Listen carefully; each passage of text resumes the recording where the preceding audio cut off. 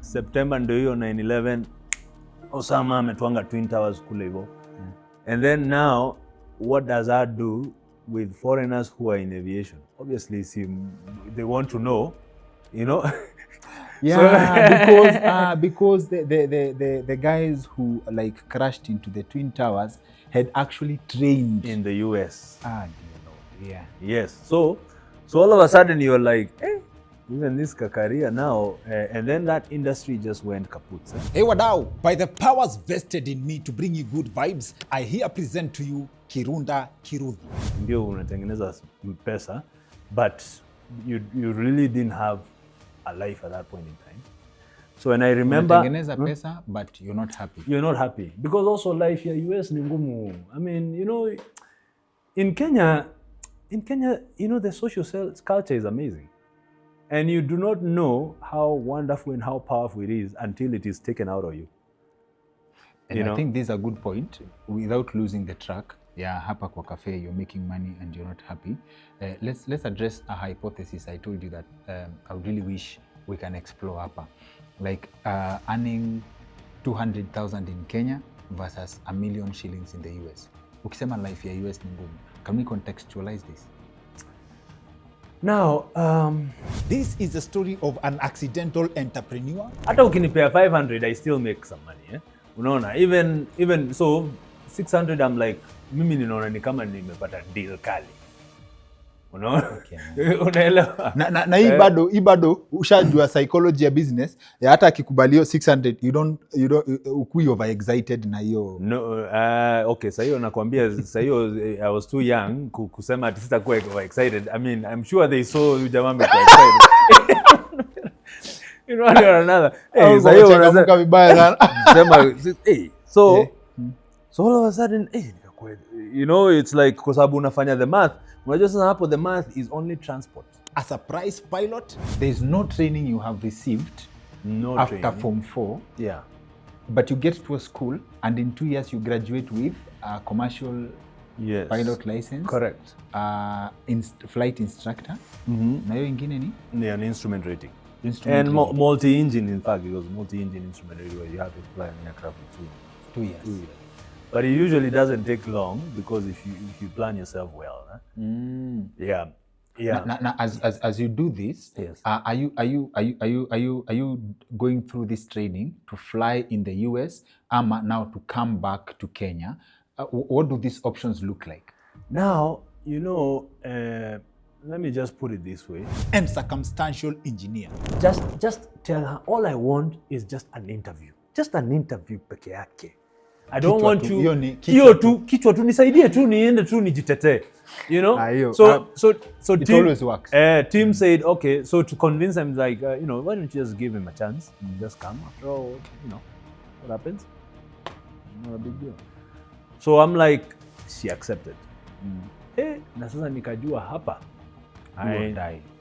Hapa ni kubaya. Mimi unajua sisomangi vitabu sana. Na sasa story inashikia kwa story yake ya diaspora and how he comes back into the country and the step-by-step journey to the business of opening up one of the finest schools offering tertiary courses in Kenya. I'm fortunate enough, I've graduated in 2006. In May of 2006. I start at General Electric in June of 2006, so I have 1 year till June 2007. So now I realized that for me to survive, I need this H-1B. H-1Bs they were issued only at one point in time in the US, and that was October. That's how they used to work. I don't know why. But it was only... So I realized that if I blunder and I don't get this H-1B filed by October of that year, then my visa will expire of May or June of 2007, and that means I will have... So immediately when I get into GE, I know I'm setting my sights as to how I'm going to try to convince them to file. I'm your host, Dr. Kingori, and our conversation is happening at Wojo, Nairobi. Wojo is a premium co-working space located in Upper Hill, Nairobi. Kama uko in need of fully furnished office spaces, top class. You can get in touch na the Wojo team through the contact details ziko hapa kwa screen. Na kabla tuzame kwa conversation, a few seconds of your time because niko na need to know information kwa watu wa biashara ama watu wanapenda kuunderstand biashara. Unajua kwa busy unaweza kuwa unafikiria unatengeneza pesa proper but you're actually losing money. Ama you could be making more. Inaitwa bleeding profits.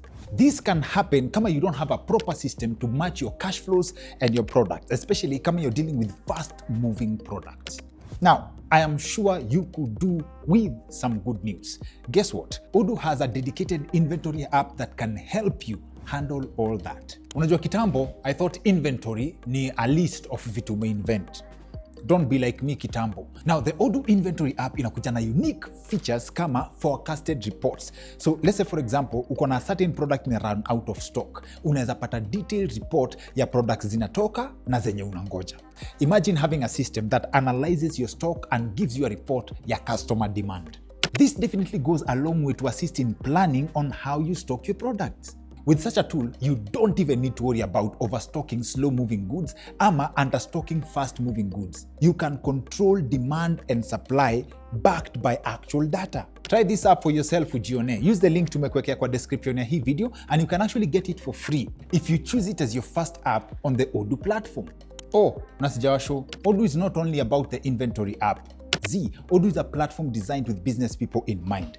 Think of any business process. Odoo has an app for it. Iko ni HR, e-commerce, accounting, project management, utakuwa sorted. Alafu, here's the deal. Whichever app unachagua on the Odoo platform, unaipata free for life including hosting and support. But as your business grows, you can add more apps on need basis at an affordable price. To get started, link ndio tumekuwekea kwa description ya hii video.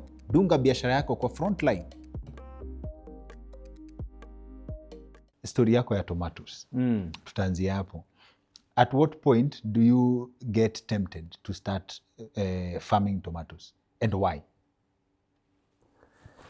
Now, it was immediately after I finished high school. Immediately after high school? Immediately after high school. A typical Kenyan high school student, unatoka hivi na unafikiria tomatoes. Nimemaliza high school, nimefanya exam November of 98. I'm trying to think now, tumemaliza high school, so what do I do? What do I do? So in the process of all of that stuff, I mean, my dad has a farm, my grandma has a farm huko in Kiambu, Matogota. So I go through the newspaper. I can't even remember what the incentive was. Oh, I think a friend of mine said, hey, ushafikiria maneno ya tomato business? I'm like, I've not thought about it, but let me just go. Nikaenda kwa newspaper, nikaangalia how prices of tomatoes are. You know? And then nikafanya back of the envelope math where ukisema in a small piece of land nita have how many stems of tomato and how many can I produce out of each and every one and how much kilos. So nikafanya hiyo mahesabu, sasa nina assume ni kama zita grow vizuri, zimezaa, na nikaenda kwa farm watu wanaozanga mbegu, nikauliza hii mti mmoja inatoa tomato ngapi? Kanaambia hii unavuna, unajua sasa wataka kuuzi, hii unavuna. Hiyo ndio research yako. Kulikuwa na moja inaitwa money maker. Oh yeah, and I think your money maker ili. Money maker haikuwa pump. Ni by the time si ilikuwa ni a certain breed money maker, but hiyo pump pia ilikuwa inasaidia. So inaitwa money maker. Yes, a breed of tomato. But nikaambia hiyo money maker ubaya yake ina kazi mingi. Lazima ufunge makamba, uishuhererie nini. Nunua kitu inaitwa Carl J. Carl J kazi yake ni utafuta nyasi. Anapenda kulala tu hivi kwa sababu ya mazao. Jamaa kuchocha. Nikapiga mahesabu. Anatoa ngapi? Anatoa sijui kama ni 40 pounds. Nikapiga na weight yake ni nini? 400. Piga mahesabu ninaona I will make some serious money. I'm like, man, I'll be a young millionaire. Hesabu by the on paper umesema inaingia kabisa. Paper inaingia safi na unaona vile umefanya makost kwanza. Sasa hiyo unaenda unaona with do kama hii si hata mimi ndashindanga tu shamba throughout. Unahitaji workers na hii do kama hii. Si waje ujipange. Sasa shamba iko. Unatoa wapi capital ya kuinvest sasa hiyo money maker nini? At that point, see, my dad was there. He'd be willing to kuni support. Yes. You know, even at you know, so my dad was, nilienda nikapigia idea my dad akaniambia uko sure unataka kufanya hivi? Kaambia piga mahesabu naona maneno iko shwari. Kasema sawa. Hakukataa, discourage. Did he know something you didn't, akaacha ufail peke yako because he would have discouraged? Let me tell you this. He actually, at that point, he had, my dad was an interesting guy. He would buy very old cars or even trucks, and over time, and as he rebuild, you know, you know, he had a furniture project. He was an agricultural engineer, you know, but yeah, alikuwa sisi tumegrow up in a workshop. We had a workshop in Nakuru. Furniture is what we are really good at. Yes. But in the process of all of that, anaenda ananua, I think alikuwa ananua za auction. My XGK, mzee zimechapa, anakuja anaitengeneza, anaibaya spare hapa nini mpaka inaamuka. So alikuwa ameamsha kamoja katipa. Kaniambia hapa we kwanza ukiwa hapa hivi uingie kwa hii gari hii uwezi kosa you know, I mean itakuwa ni about transport 2K business. Transport business, mwendaye mkafanya hii makazi mubebebebe, utapata at least ka 1K or 2K in a day. That's a lot of money. It's a lot of money. Yes. But sasa hiyo nikienda kupiga mahesabu yangu ya nyanya na unakombia hapa I'm not talking of 1K 2K. Ukamwambia tipa hiyo achana nayo. Nikamwambia whatever hivyo. Sawa. So he's like akakupea capital ya kwanza. But you know at that point it's not that it required a whole lot kwa sababu unaona kama sasa hiyo ni shamba ilikuwa hapo. So it's a matter of mbegu na have mwenye atakusaidia juu mimi I was to actually go and be part of this. You didn't mind the work wewe. Nilienda hapo. Unajua sasa hiyo niko green pia na sasa hiyo uko njaa, you know. So si nilianzanga kuchimba hizo vitu kabla nijue sasa hii ni kunoma ninahitaji usaidizi. Nilikuwa na blisters huko zimejaa.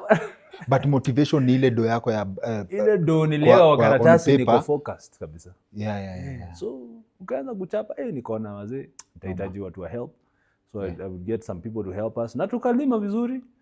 Tukaenda, you know, we got the seed bed going, zikagerminate vizuri, you know. Tukaenda hiyo process ya kutransplant. Kuna kadhaa zikuweza kutransplant vizuri, zilidie along the way.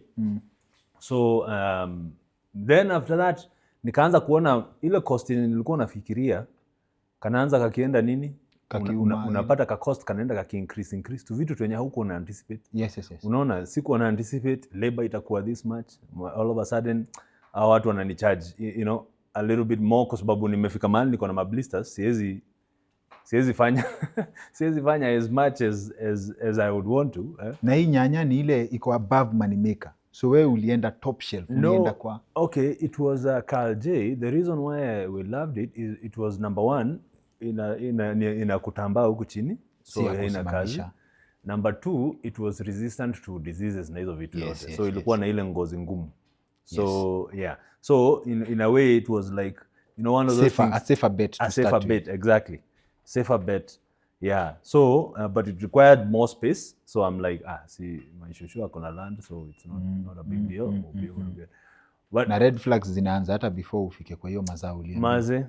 Si all of a sudden kwanza kutransplant kuna zenye zishakufa. Ulikuwa umepiga mahesabu za zenye zitakufa. Si unajua every ubadhi uko umefactor every una factor each and every one of them. Then mwanze zianze kugrow, ni kukuwe na kakiangazi kidogo, lazima ufactor kuzipea maji. Yes. Umefactor hiyo story ya kufanya maji. Ulikuwa una expect ati mvua itakuja hapo. Budget na maji ya Mungu. So now ni kushughulikia maneno ya maji. Maji saa zingine utaipea ya kutosha. Then you know, ilikuwa ni kuweze kifika mahali machua, kuna now you have to give them ati mbolea na hizo vitu. At least hizo nilikuwa nimefactor. But now kuna kitu ilikuwa inaitangwa nyasi. Unajua hii nyasi yenye inalalia, umefactor hiyo kitu kweli? Ilikuwa variable pia. Because I mean you need a lot of mulch. You plant for yourself. Nyanya unaipandia nyasi yake. So no, you have to get like mulch. Yes. Nimeelewa. Hiyo nyanya haishuhi. Si inalalia Yes.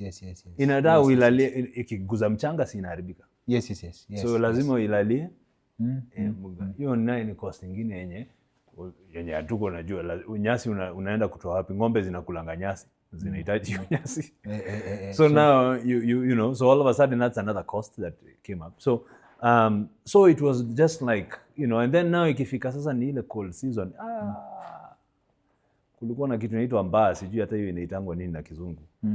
But zikaanza kugonjeka. Ni uende ununue dawa uanze kuzispray. Hiyo dawa naye ni expire. Alafu si ati ina save zote. Kuna zenye zinadai, kuna zenye zina ni you know, kwa sababu Kiambu Matogota is very cold, my friend. It's very cold. Did you make a harvest? No, I made a harvest. I mean, it was at least I made a harvest. Nikapelekanga, nilikuwa naenda mpaka Githurai kuziuza. You know, nikapelekea family, nilikuwa nazuzo Githunguri. I made a harvest, but obviously nowhere close to the mathematics you had, and nowhere close to even recovering. No, first of all, do yote uliuza will come under what you expect. Under even my costs. Yeah. But sasa you were patient enough, ukiwa boys immediately after high school, hakuna pride ya maze mimi ni msee naenda kuuza nyanya Githurai aje tena. Hakuna hiyo kabisa. Unajua sasa hiyo uko na, you're motivated by what you're seeing on paper, unajua. So so you have to look for where to get it. Yeah. That's where Githurai comes in. Githurai now you see you have a better price than Githunguri. Yes. Sasa unaona, so at least ujaribu kufetch ka price kazuri hata kama kimeumana. But it was a very good experience kwa sababu ikanifunza. I mean, I think you really need to make sure you understand your business before you get in.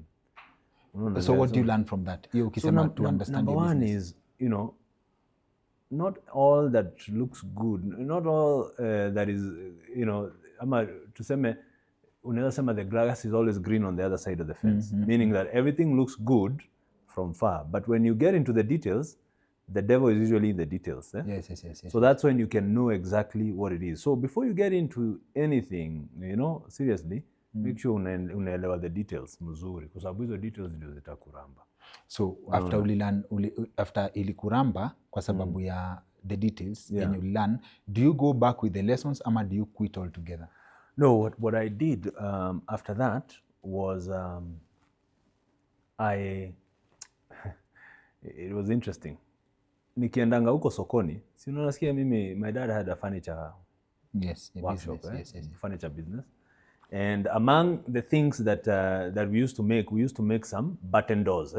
So nikaangalia tu, unaonanga tu hivi mlango tu inauzwa kwa hardware, na nikaangalia bei yenye wanauza. It was like 850. I'm like, wait a minute. 850? Hii kwenda kwako kwa soko ndio unaona mlango 850, and I'm like, hii najuanga bei yake. Nakuru around 350 400 you can get this thing. So I'm like, Ebu acha niende, nikaendanga huko one of the hardware. Nikamuuliza, mlango ni 850. Kamuuliza na nikakuletea na tuseme 600. Kaambia, uko naye? Si uniletee. Lakini akaanza kusema ati but uninyongee bei kidogo. Weka 580. Kaambia, uko sure utachukua na 580? Sure. Unajua ni kama ananitest. Unataka ngapi? Nataka 20. Kaenda nikaorganize. Sasa sinajua zinatoka Nakuru. Siku hiyo ndio watu wanamaliza huko Mau Forest, you know.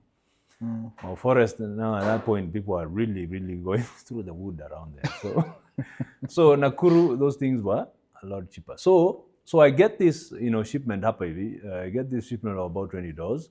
Nilikuwa na pick up so from Nakuru, kuja we shipped it. And the guy was very excited, you know. Ako, wow, utaniletea zingine lini? So I don't know what he was buying those doors from before, you know. But all of a sudden they were very excited. And I'm like, okay. Na mind yako, sawa, interesting. Mind yako, ukienda, wewe ushapiga hesabu. Unajua unaweza zipata na 300 in Nakuru. Yeah, 350, 380 hapo. 350, si ndio? Unaweza zipata na 350. So na yeye ukienda kwake, mbona 600, mbona ungemwambia hiki tunaweza kuletea na 700? You know, I guess hata wewe uko naive in a way, you know. I mean, because at that point, hiyo si naive. In fact, kwanza hata hiyo si. But you see, you know, it's like you're wondering, you're also kind of testing it out, so instead of testing out with a good, six, hata ukinipea 500 I still make some money, unaona, even so 600 I'm like, mimi ninaona ni kama nimepata deal kali, unaelewa. Na hii bado ushajua psychology ya business ya hata akikubalio 600 you don't ukui over excited na hiyo. No, okay, sasa hiyo nakwambia, sasa hiyo I was too young kusema ati sitakuwa over excited. I mean, I'm sure they saw you jamaa mko excited. One or another. Hey, sasa hiyo unasema vibaya sana. Sema so all of a sudden it's like kwa sababu unafanya the math. Unajua sasa hapo the math is only transport. So na transport nikiimagine sasa hiyo, I mean, hata sidhani mafuta ingekuwa 1500. Yeah, kwa sababu mimi nakumbuka at one point tulifikanga mahali tunaleta na lori na the transport was about 15k from Nakuru to here, so and a lorry would carry quite a number. So anyway, ilianzanga tu hizo. Huyu jamaa alikuitisha the first order 20 and it was about 20. So because that's what a pickup would carry. Yes. So mzee alikuwa na pickup, so I went and tukachukua pickup mzee kaeka mafuta kwanza. Sasa hiyo we could actually make those kwa sababu we would make some of them, but we were not, ilikuwa ni not a very efficient process.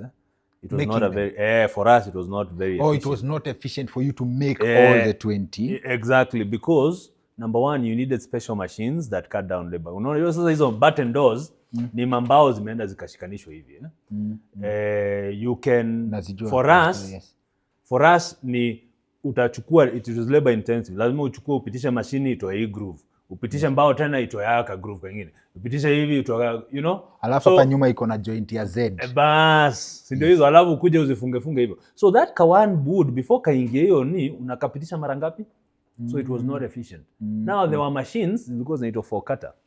All you have to do is take one bow from this end, inaingia hapa, inaipiga randa, inauma ipande, inatoa groove, inatoa ulimi, by the time inatoka hapo kwa sawa, hiyo mbao inaenda yes. So you see how efficient that one. Yes. So huyu cost yake itakuwa way low. So we could make it, but it was a little bit. So I was like, so we ended up actually just outsourcing. Okay. Yeah. Ukapiga order.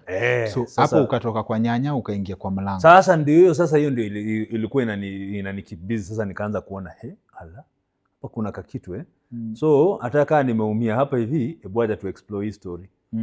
So all of a sudden, so I started going to these hardwares and they were interested. Looks like I was giving them something of value. Because I think the one they were getting at was definitely more expensive than what I was offering. Yes. You don't stop at one hardware. No. You think scaling immediately. And then now, so I go and tunapata hizo maorder, nikasatisfy order za Githunguri, even hapo Githunguri. Then I had an uncle, nikampea hiyo story, akaniambia, by the way, you need to explore even Nairobi. I'm like, sure, okay. Then there was, he told me, there is even a guy mimi najua anajenga huko Donholm. Can you go talk to them? I was like, ni nani huyo? Acha niende nikamuongeleshe. So them they were building single rooms. But sasa ukiuza hizi, do you have a different price for ule jamaa wa hardware and a different sasa price? Sasa lazima upeleke na bei ya Nairobi. Because now this one, huyu wa hardware si anaenda kuuza. Yes. Na unaona vile anauza kule uko Githunguri. Anauza almost 850 in Githunguri. I mean, it's like, So now in Nairobi, it was almost, I was telling them, it was retailing for I think 900 or something like that. So I was getting almost 800 bob in Nairobi. And this guy, because yeye anatumia kuweka kwa nyumba yake, it was still a big discount. I mean, it was still a big bargain for him. So he actually preferred me, over him going to the hardwares. Kwa sababu akienda kwa hardwares, anapata 950 or whatever. So do you change? Ukipata, when I sell to people building, actually, I can sell for more. It's more profitable. Absolutely. Do you still sell to the hardware guy? Yeah. Ama sasa you have moved from there? Now at that point nikaonanga obviously the demand for this, if I can get someone who is building, you get more value from it. So but the issue is utapata huyo mwenyewe wapi? So you had to really source for connections, but the decision makers, which sometimes is a little bit of a challenge. So you still had to keep your hardwares kwa sababu hawa they are consistent in terms of demand. When they finish, they'll call you again. Hey, do you have this? We'll organize our shipments. With this guy mwenye anajenga ukimuzia one story zake kwisha mpaka siku ile atajenga the next building, which when is that gonna be? So basically, so it was, it would be preferred to get someone who's building, but they were not easy to come by. You don't know where they are. Hardwares are easy. Ukinitoa unipeleke any town, I can be able to tell you hardwares ziko hapo quickly, and you can be able to talk to the owners and make a deal that is quickly, as opposed to going to find a building owner or a decision maker in a building. So you see, unless you had some efficient way to get it. Yeah. You are very young at this point. Yeah. What's your relationship with money at this stage? No, what do you mean relationship? Because I'm assuming ushaanza kupiga hesabu ya scaling, na hii hatuko mbali sana na nyanya.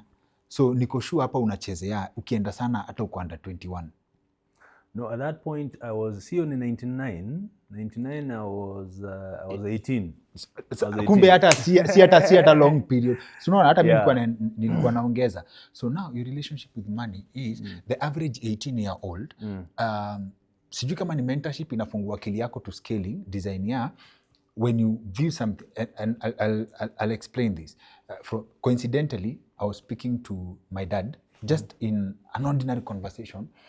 Alafu akaniambia he used to do fittings za furniture kwa nyumba, the wardrobes and nini. So and he told me alikuwa anafanya job alafu anaenda anafanya job ingine. Nikamuuliza, did it occur to you, ama did you ever think that you could actually operate as a contractor? You understand? Ananiambia kwa ifikiria hivyo.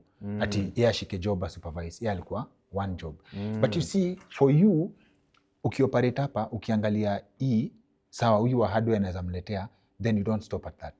Una expand, unaenda kwa market, alafu unaingia Nairobi, right? Yeah. So this exposes you to a certain level of money, because ukisema ukianza na $20, right? Yeah. The next time you bring more. The next time you bring more. So unaenda uki-expand. Yeah. So your margins zina grow na your volumes pia zina grow. Exactly. Wewe ni don. Wewe ni tycoon time. No, by the way, at that point unakwambia hata hiyo story, hata vile unasikia sijui unataka kwenda US, at that point I'm like, hey, gani hii bana? Milango hii inakaa kama iko sawa kabisa. No, at that point, no, you would go hata wewe mwenyewe unajistua. Kama sasa uende huku doni, uende ukapewe hiyo do yote. Even hata wewe mwenyewe unaogopa kuzibeba. No, seriously. Ni 500 umepewa hivi kwa bana. So it was a little, I mean, at that point it was just a little unreal, because sometimes you're like, what is this happening, Na uko tempted like unaona ile kitu ya pesa inaita mtu. One of my favorite people ni former Bahati MP, Kimani Ngunjiri. Napenda Kimani Ngunjiri. Alikuwa anatuambia young people wakiwa na do, this is one of his favorite stories. Hawezi lala keja moja na thao. Ati uko na thao, zi. Either mtu mmoja alale juu ya kitanda, hiyo thao ilale chini. Hakuna vile. Wewe hauna hiyo struggle at all ukipewa do hivyo like. At that point in time, okay, let me also mention that it was also a rough time, kwa sababu at that point in time ndio ninaanza kukua busy na hiyo story, but my dad pia ameanza kugonjeka. Unaona? So it's like one of those things where it's like, we still have to worry about dad's health, I mean, and I'm still doing all of these things. So in a way you could not be carried away. Utakuwa shocked tu hapo hivyo, but at the same time una imagine kuna mtu hasikii mzuri home. Unaelewa? So in a way inakuwa so I'd have to spend quite a bit of time sometimes in Nakuru, unakaa naye na unaona health yake ina deteriorate, and sometimes anaku encourage, anakuambia stories here and there, but so in a way that kind of a scenario inatuma usikue you're somehow naturally grounded, Do you keep him updated on what's happening in your life na zile opportunities unapata? Kwanza saa hiyo akisikia history ya milango alikuwa anaenjoy ni aje sana. Akisikia alikuwa anaenjoy sana akisikia tu vile napambana tu hapo hivi. Vile unafungukiwa na milango. Yeah. So I mean and you know because that was the business that you're doing. So now even now ninaangalia nasema hii kabiashara inakaa ni kazuri. We are sourcing a lot of these doors here. But how about we now look at getting these bigger machines, because we have the space, you know. We look at it. Ilikuwa inakaa inviting hivyo. Sasa hiyo unajua you can imagine unabuy hizi vitu na unaenda, so you can increase your margins by making them at a lower cost. Usiniambie ulifunga mita yako ya kwanza na mlango. Hapana, sikufikisha mita. Sikufikisha mita. But zikuwa nafikisha mita, but I mean ukienda a sale utako, you know, I mean sometimes stops ukienda deliver maybe you do, you know, 70, 80, 90k, you know, unarudi so zingine ukienda, but so I remember at one point cash flow utakuwa maybe about 150, 60, you know, hiyo si ati ilikuwa nyingi sana, but it was Do you know in 1998 ukiwa na 100k ulikuwa unaweza pata shamba Runda? Well, just to give you an impression of how much money that was. It was I mean it was fairly significant at the time. Yes, it was fairly significant, and that's why it used to shock me, you know, at that time. Na bado ilikuwa like it didn't like ile kitu pesa inafanyanga mtu ile like ile shetani akiita mtu mkutano, you didn't deal with that beyond what you're dealing with. I think let me just put it this way, God had a way, I think, kuchunga in a way na I think hiyo story ya mzee ilikuwa a big deal. Ilikuwa a big deal kwa sababu unaona kama saa hiyo we are talking of, you know, alianza health yake ilianzanga kukua problem in 98 pole 99 ikakuwa much bigger problem. You know, I mean he passed in November of 98, but at that point my deals za mlango zimeanza kuiva huko hivyo June, July, you know. So it's like, you know, so we are dealing with just a lot of emotions, and in a way you can't, you know, haungeweza kukua out of hand, but kama hiyo situation haingekuwa ya mzee, maybe sasa ndio ningejua what my true colors would have been, but hawezi sema hivyo. But how did you ride that out by the your like, okay, because after mzee alipass, pole sana for that, you continue with the business ya mlango. So now so obviously it was a tough moment. By the way, see, July of year 99, nimekwambia there was this wazungus that came to Kenya.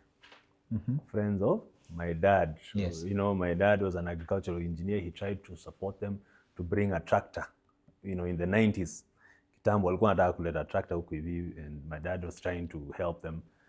But they kept the relationship, and as a result, you know, 99 huo mzee akaamua kuja. It was called Bob and Ginny Reed. Yes. Wonderful people. I mean, I'm telling you, this just constant. Yes. They were 6, so they came, and in the middle of all that story, they hear that I'm farming. Yes, you know. Yes. So they take interest. They're like, hey, who is this young man who is now farming? Because they're from Iowa, and Iowa is a farm country, right? So all of a sudden it connects. So they asked me, so what do you want to do? I'm like, Mima, you know what my dream is? I want to be a pilot. But you ulilopokwa tu ama it was something you had No, planned? I had loved the idea of traveling. I had loved the idea of being a pilot. I mean, that's something that I'd loved. And I knew it was a far shot because, I mean, my dad was a furniture manufacturer. Yeah. Si ati tulikuwa na hiyo do ya kwenda kuspend huko hivyo. He was an agricultural engineer. Now he was also into the furniture business. No, okay. What he did is that he worked for the government for about 5 years. After that, he started the furniture manufacturing business way back. And ilikuwa ni kuchoma, it was more of a fabrications workshop. Okay. Then it went and they started doing institutional furniture, my desk nini, Na hata as you're investing in kama tomatoes before you pivot, he did not as an agricultural engineer, haukuwa imtempt kusaidia kuengineer nyanya hata kidogo? Oh, but you know, agricultural engineer is not really about nyanya. It's more of the farm equipment. Oh, thank you. But my mom was also now a fields engineer, you know, fields agricultural field officer. But nyanya yako haikuwa inatambua hiyo. Si hata yeye alitupia advice tu, lakini sasa you know, nyanya yako ilikuwa siku ya nyani. Ilikuwa ni noma. Okay, siku ya nyanya. So, sawa, twende. These people come, ukasema unataka kukuwa pilot. So akaniambia, yeah. So they're like, you know what? There is a school next to where we live. It's called Iowa Lakes Community College, and apparently that school has the best rates in terms of flying. Hey, I'm like, oh really? Oh, it's like, oh, when we go back, we'll give you more information about it. You know, maybe you can explore coming there. You know. So I'm like, good. So I'm like excited. And by the way, at that point, I had actually applied to a bunch of schools in the US, you know, just to ask for scholarships, you know. Yes. And there was one that I think gave me a scholarship, but the amount of money you had to pay was just crazy, you know. So hata mlango zako zingeweza kufikia huko, ilikuwa ni madola bana. So they're like they just went back and they said, hey, we'll look into that. That's it.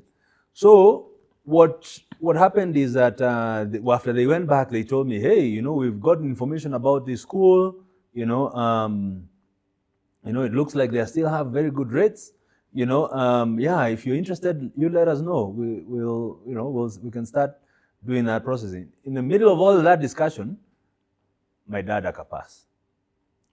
No, actually, sorry. I think I've gone ahead. What happened is, so I told them I'm interested. So we said, hey, you know what? Let's go and start the application. We applied, and they're like, okay, so now let's even apply for the visa. So we applied the visa, and I think it was sometime up in September. Nikapatanga interview on November 15th. And then, sasa in the middle of all of these things, my dad's health deteriorated. Akaenda hosi.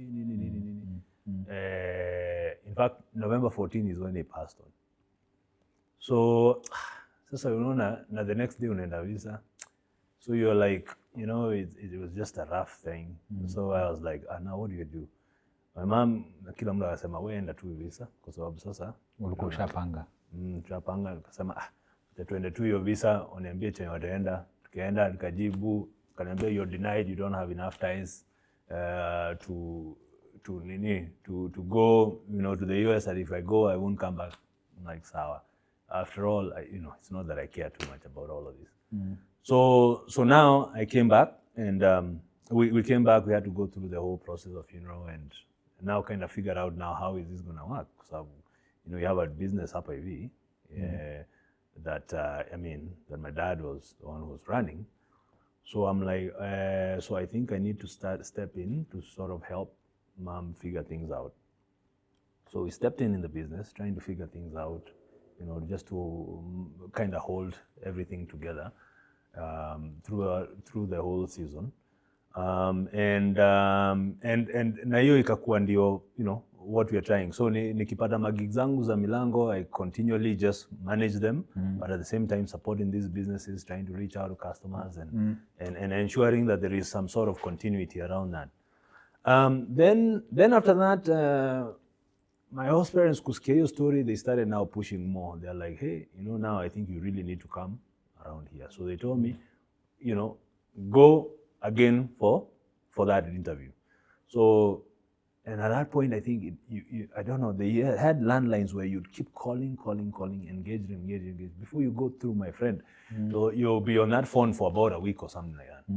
So now when you go through, they would give you a visa interview like 3 or 4 months down the road, you know. So I'm like, I went through and I got another visa interview, and at that point we were just trying to manage all of these things. Then I go for that interview, denied, same thing. Allah. So, and then after that, around that time, UN calls me up. I mean, I got called to go become in UN. So I'm like, okay, I think maybe this is what I'm supposed to do if I become in UN.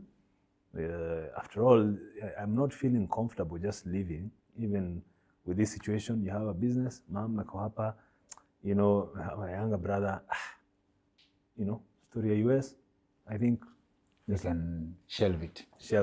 And at that point, you know, now pia ka business ka milango kabado kameshika, and now I'm managing huku hivi, trying to get things. Uko karibu hata kukua cartel wa milango. Because sayo kameshika shika kiasi.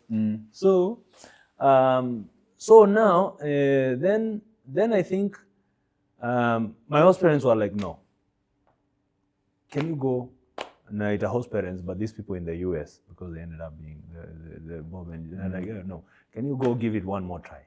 So I go, I think it was around July. So we call, get through. They give me an interview date in October. I was supposed to report to school in August.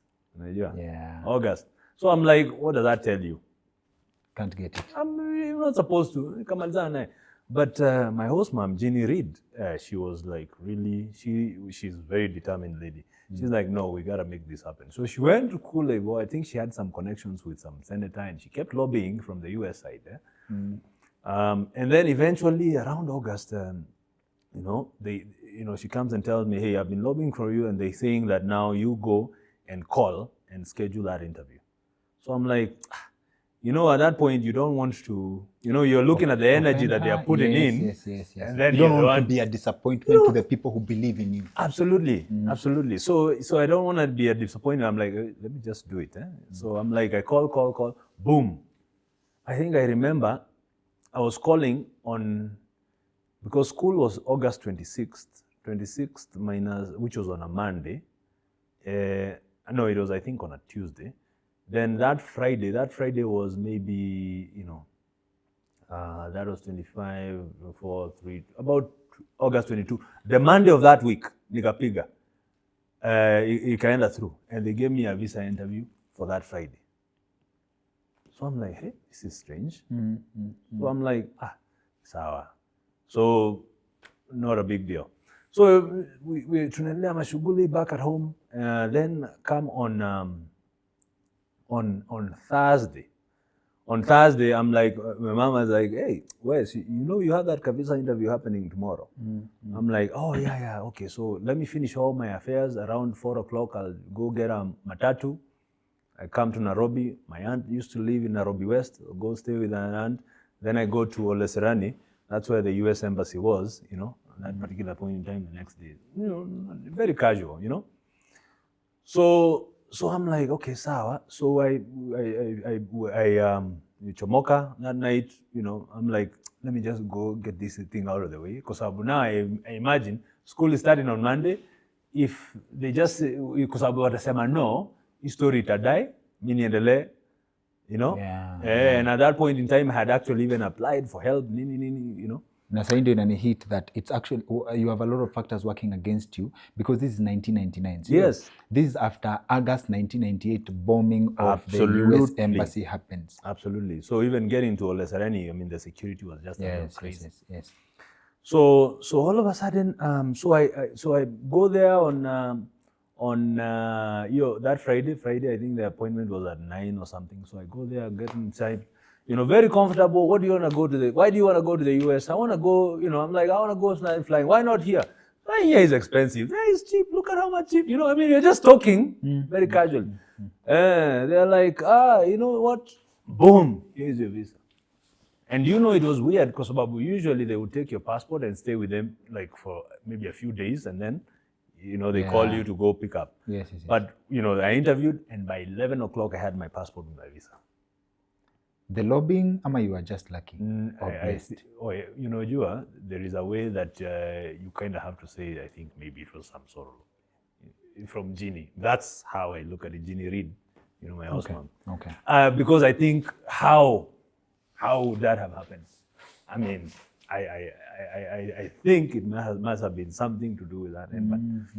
But anyway, so I ended up in, so nikaendanga call booth, call my mom. You know what? I got this visa. They're like, yes, and I had a feeling. I was like, yes, and I had a feeling. And I actually had organized that. I had actually reserved a ticket For you to reserve, you have to pay first. No. Oh, at that point, just she reserve. didn't have to. So, I mean, at that point, top shelf face. yeah, no, it was top shelf. So I'm like, yeah, can you go to Westlands? And it was International Organization of Migration. I don't even know how she ended up having that connection. Yes. Go to Westlands, go to this office, and go get the status of that particular ticket that I had reserved. Because she had reserved Kitambo. Because we knew when school was starting. So all of a sudden, see, Mihuyo from Ole Sereni, I take my matatus all the way to Westlands. So I go there and I get there and I go follow up. Hey, there was a reservation here under Kirunda. You know, can I check? It's like, oh, yeah, we still have it. Okay, yeah. When is? What are the details? Yeah, it looks like it's supposed to leave today at 10 p.m. I'm like, what? And it's like, yeah, and the cost was 74K, one-way ticket. So, you know, at that point, you know, my two business is doing. You're a don. So it's not a don, but by the standards that you can't be surprised by a 74K bill. No, at that point. So anyway, so I, you know, I went and I paid for it, and then now you have to leave the same day. Yeah, so now I'm confused. Shaskia, you're working like that. So I called mom. I'm like, you know what? That ticket is for today. Like, bas, sasa wewe utaenda leo. Well, let me pack my vitu huku hivi. So she packed clothes for me kutoka Nakuru. Akachukua gari without even being serviced, and she started coming. So now I'm you know, now you're like confused. These activities. Your world changes today. It changes. So all of a sudden I will go downtown to Kenyatta Avenue. I'm like, let me just buy some safari boots, you know? Buy my safari boots. That was before it became a Mungiki uniform. Oh, yeah, I didn't even know it was a Mungiki uniform. So I buy my safari boots. Yeah, so I buy my safari boots, and then I go, you know, so I go to my aunt's place, and I'm like, so the word has spread, you know, that you're going to the that US. I'm going to the US, and the flight is leaving today. So now you know, everything is just kind of like unreal. You know, your door business stops. Your new life. You know, at that point, I'm not even fathoming all of these things. And then my mom, as she's coming, the car breaks down. We used to have an old car. It breaks down. Then it had to get fixed along the way. So they were getting a bit delayed. So my uncle, Uncle Richard, decided to give me some clothes of his own to take me to the airport because mom was not going to get on time with my luggage. So, but fortunately, as we were walking out, she arrives. So she arrives, and all of a sudden, everyone kind of just takes me to the airport around, because I think we were getting there at around 7 or something. But you already dressed as your uncle.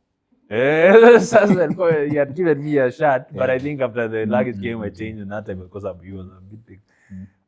So all of a sudden, you know, and I don't know what came. There were like some friends that came to the airport, some, you know.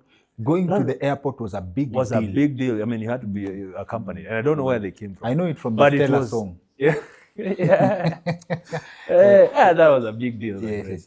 Hey, you'd have even buses coming to see you.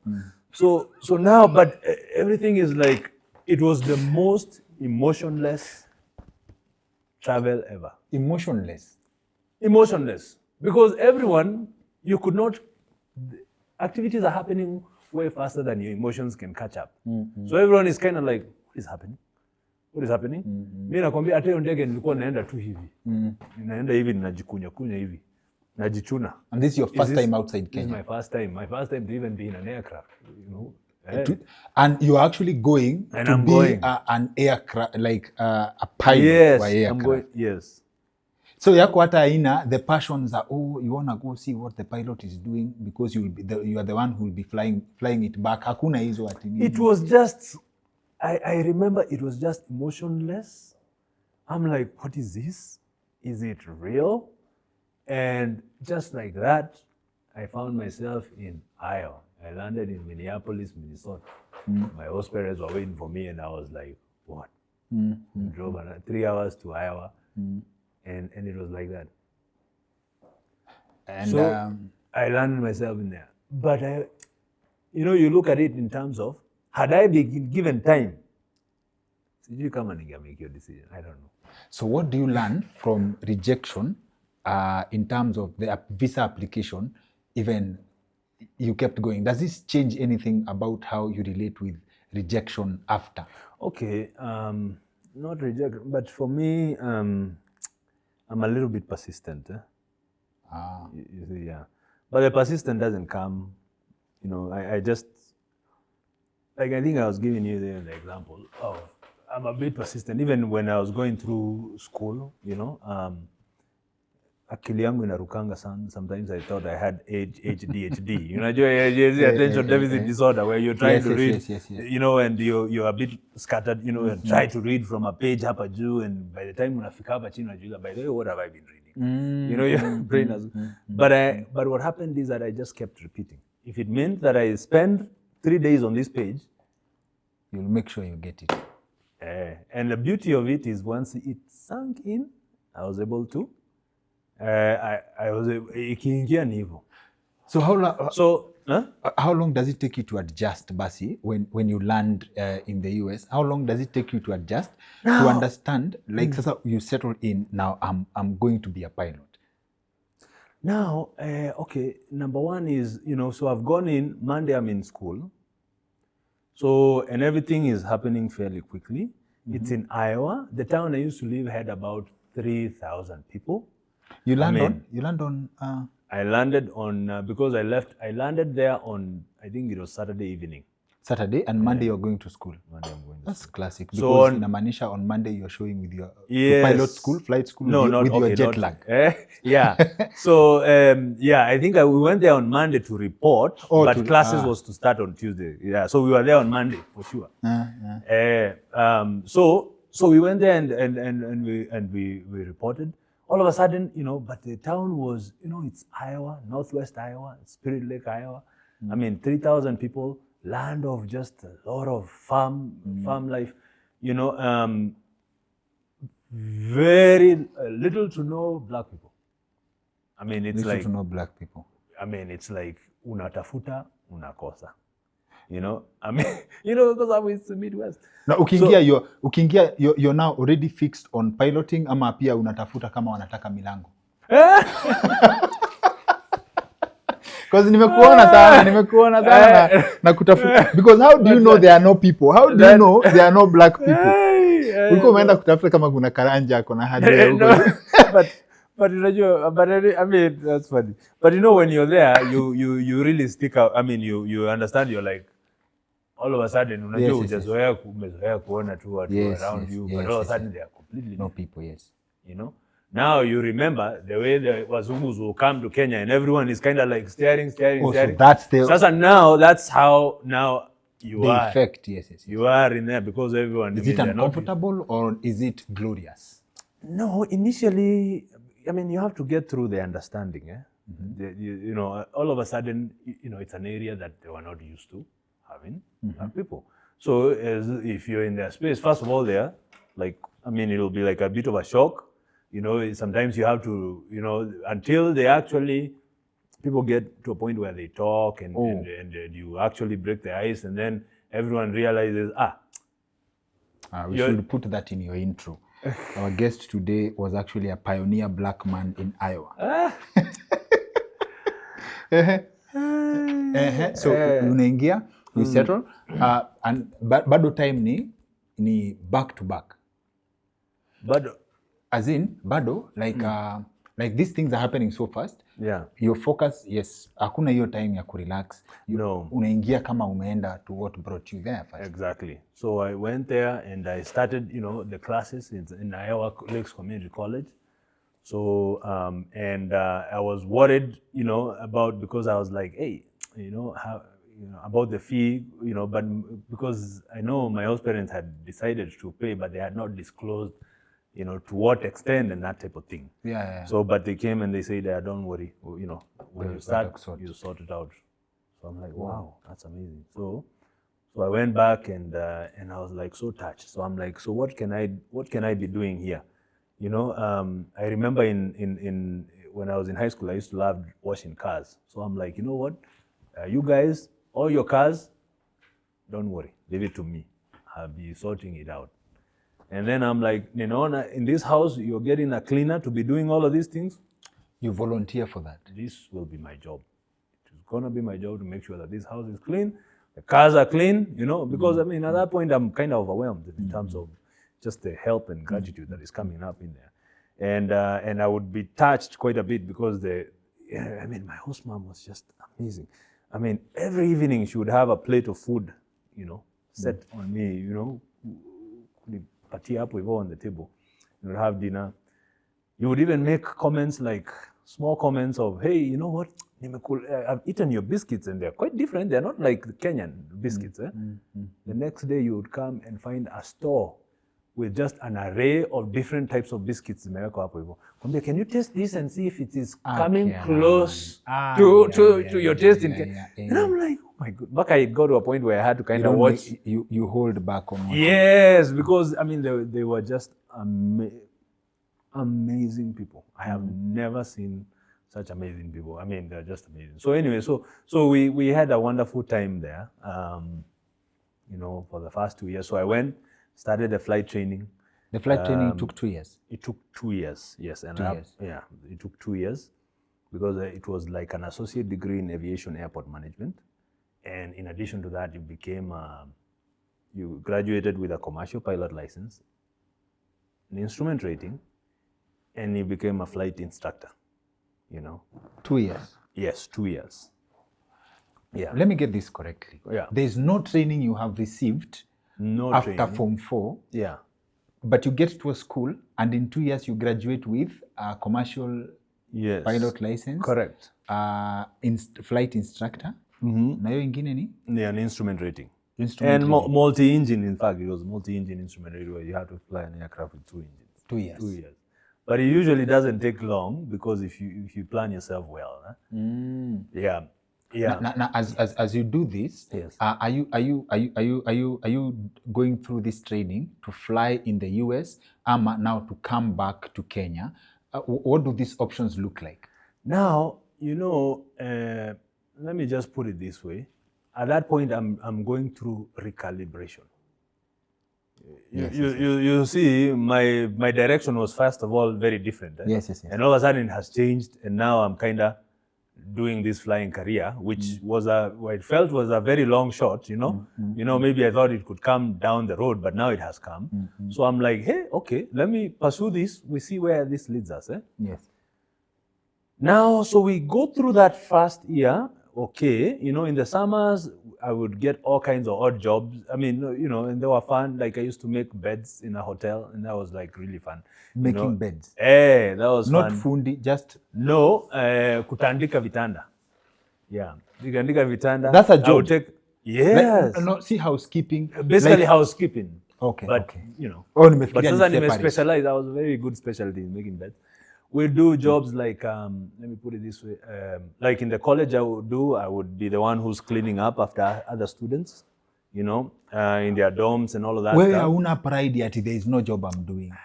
Kwanza hii bed making, acha tuite, as per Kenyan standard, stadium expert, like stadium technician. At a stadium?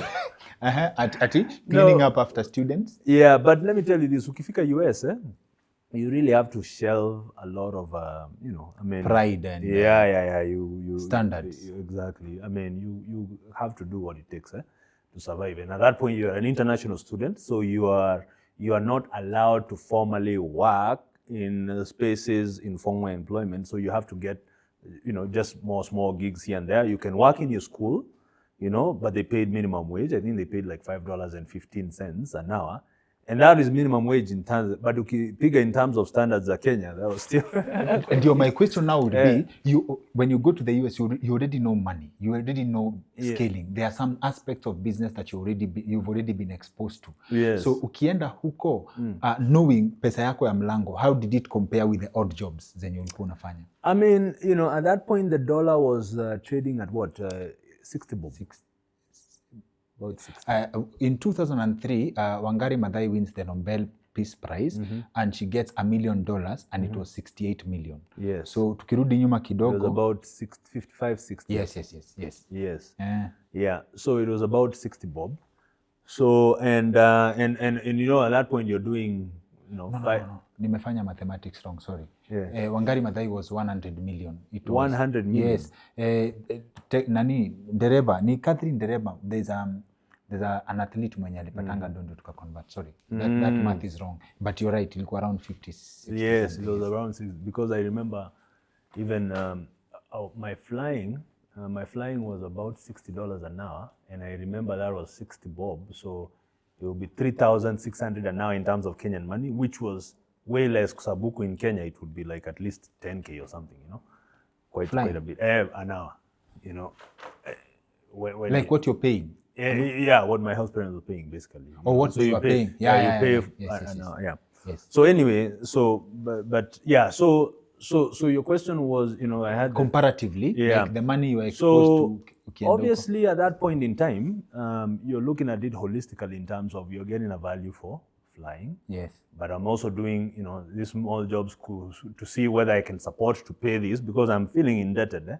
You know, I mean, so and I have to go look for others so that at least, you know, I support as much as possible. You know, in terms of hata kitu ya unajua, the funny thing what I get from you is hakuna hata hii upilot kwako ati wadau, you know, I'm training to be a pilot, naenda kutandika kitanda ya nini. There is none of that. I guess you couldn't. There wasn't. I mean, in rural Iowa, everyone, even the people who you're going farming with, I mean, people who you're flying with, some of them own farms. You get what I mean? They come from farm country. Yes. So they're used to working hard. Yes. You get what I mean? So in a way, there wasn't at your crazy level of standards that tumeweka. No, haikuwa that crazy. I mean, it's like, and then there, it's like people are laid back. The ones who had money, they were very chilled, you know, down to earth. I mean, you know, very down to earth. Kukwat in mambo chills, you know. I think they're just people who have made money. Some of them will have aircrafts, and you know, you come and you're just chilling like normal people, you know. Yeah. Like there's a guy called Jim Killine, who, you know, there used to be another friend of mine who, because we had to know every African in town. So I realized there's one other African who was from Tanzania. He's called Shaban. We ended up being friends. And he used to live with a guy called Jim Killine. Jim Killine used to own 1 million acres in Alaska. And 1 million acres in Alaska. And he used to do hunting. He would take people to hunt bears and those type of things. And the guy owned his own aircraft, you know, in Alaska. Because 1 million acres, how do you take people all over? So he owned his own aircraft. And he was just down to earth. He would become and just chilling, you know, I mean, hata huwezi sema he had anything, you know? Yeah, but, and they used to live with Shaban. So it's like, all of a sudden, it's like you would see people who have a lot of money, but I tell you, there was no flashiness, no craziness. They are doing manual jobs. They are doing, you know, just normal people. So there was quite a bit of lessons that came from that. Yeah, and I think it's maybe the lifestyle in Iowa, because that's not the same thing that you go to the big cities, you know. Big cities were a little bit different. So there was no room to start. I mean, okay, you will feel good, because now when you're in that aircraft, you're like, my goodness, did you ever think that utakuwa tu hapa hivi kwa hii kanda? You know what I mean? I mean, but at the same time, you're like, you know, you know, I mean, unaona, okay, tumefaulu, you know, and it's amazing, you know. So you still have to calibrate. I love my bag ya furniture, bado ilikuwa inanifuata kule. Yeah. So in a way, I'm thinking, hey, so, once I finish, do I go back? Do I, you know, do all of these things? So anyway, but as we are going through this whole journey, guess what happens? 9/11. Whoa. 9/11 happened in New York. Me and I was driving you were to school. sandwiched between terrorism. Can you August imagine? 1998, September 9/11. September ndio hiyo 9/11. Osama ametwanga Twin Towers kule hivyo. And then now, what does that do with foreigners who are in aviation? Obviously, they want to know, you know. Yeah, because the guys who like crashed into the Twin Towers had actually trained in the US. Ah, dear Lord, yeah. Yes. So all of a sudden you're like, even this career now, and then that industry just went kaput. Job losses. A lot of people are not flying. So it became a very tough season. And even, so that is 9/11 happened, and it happened because it was September and I was graduating in May. So at that point, I'm like, this whole flying thing, I still need to maintain a very low profile, because everywhere you go and tell someone that, hey, I'm doing flying, then the next thing is, are you a Muslim? Suspicious. So all of a sudden, there's a lot of stereotyping around. And then it's like, who wants that kind of attention? At that point in time, so it's like, you had to lay low with this, this flying thing. It happened very quickly. So after these 2 years, I graduate, and I'm like, now what do? I cannot work here because the industry is already messed up. Chicken, yes. Then can't get a job here. I still don't have enough experience. I don't feel like I have. There's something that I feel like I want to maximize on this opportunity in the US before I go back home. So I'm like, I felt that maybe I'm not. It's not the right time, because at the same time, if I go back home, so what do? I go to the airline industry? Do I go to the business? So I'm like, I think let me just try to maximize, because I've already missed an opportunity in the university doing BCom at Nairobi UN. So I'm like, let me go study engineering. After all, I love engineering, and there is a school here, Iowa State. They'll be able to take some of my credits from my aviation item. So I'm like, let me just go apply it. It made sense, Made sense as I figured out. So that's why I went now. I signed up for electrical engineering in Iowa State University. I got accepted. And at that point, I moved down from Spirit Lake, Iowa to Ames, Iowa. In Iowa. And is it still, how do you manage did you feel like a letdown to your host parents now that like it did not work out as they had anticipated? In a way, they were like concerned about this move, but at the same time, I was like, what do I do now in this industry? Okay. My colleagues are out of a job, and they are the ones who are really good in this in terms of experience. And they don't have restrictions of being a foreigner, so how am I going to crack it? It's just difficult. Yes. So I'm like, let me park here at engineering, and I think, and they understood, but at that point it was now, when I go through this engineering, I'm on my... You're on your own. Now, how do you raise the money to pivot to engineering? Well, that is now where, so now you had to now really work a lot. So I'd work, we'd have multiple jobs to go try and work. So it just reminded me of a funny story. So now, before, the reason I'm laughing, I just remembered a story. So, you tell us that story. Let me just tell you that story. So now, after my graduation, right? My mom wamekuja 2002. I finished my 2 years. We do graduation in the US. In the US, and I think so. I drive down to Minneapolis to pick my parents. They come for the graduation, and then they go back. And I believe my sister was also graduating. My sister had gotten a scholarship kitambo for medicine, so we went for their graduation and came back. On the way coming back, driving from Minnesota to Iowa, my host parents had given me a car. It was an Oldsmobile, an 8-cylinder station wagon, kubwa, going like a Peugeot 504, but very big. So I'm driving in this highway, and those highways are like straight interstate, kuna gari, nini. Then all of a sudden, there's a guy with a Mustang. Ford Mustang, yes, comes, I'm like, what are you trying to show me? Niko na V8 hapa. Tukafinya. Hey, jamaa na Mustang nake akaona tuna compete. Wacha tuanze compete hapo hivyo kwa interstate. Niko na jamaa slow down, mimi nikaenda chwa. And I was like, yes. Uliweka settings za ndege. Kaka kidogo naona tu lights tu. Jamaa Mustang anajua kitu alifanya. Anajua je alikuwa anafanya. Kapuliwa over.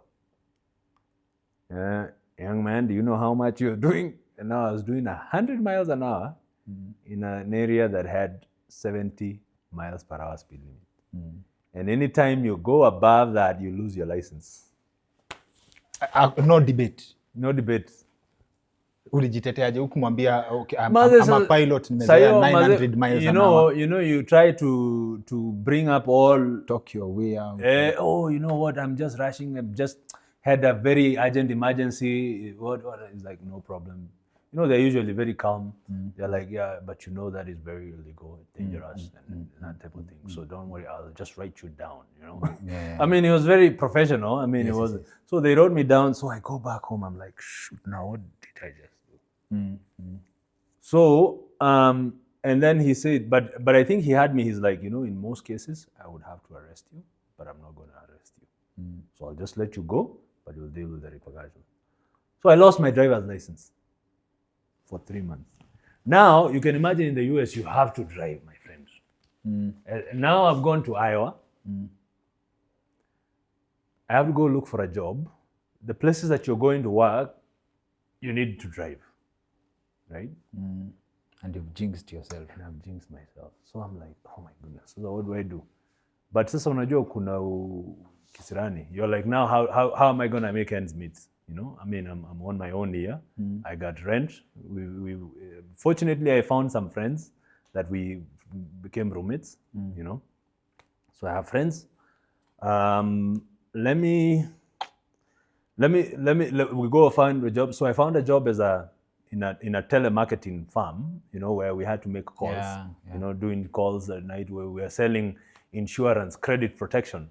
You know, so we'd do that from 4 to like 9 p.m. But it was on the other side of town. So I'm like, how do I get? I tried finding a bus.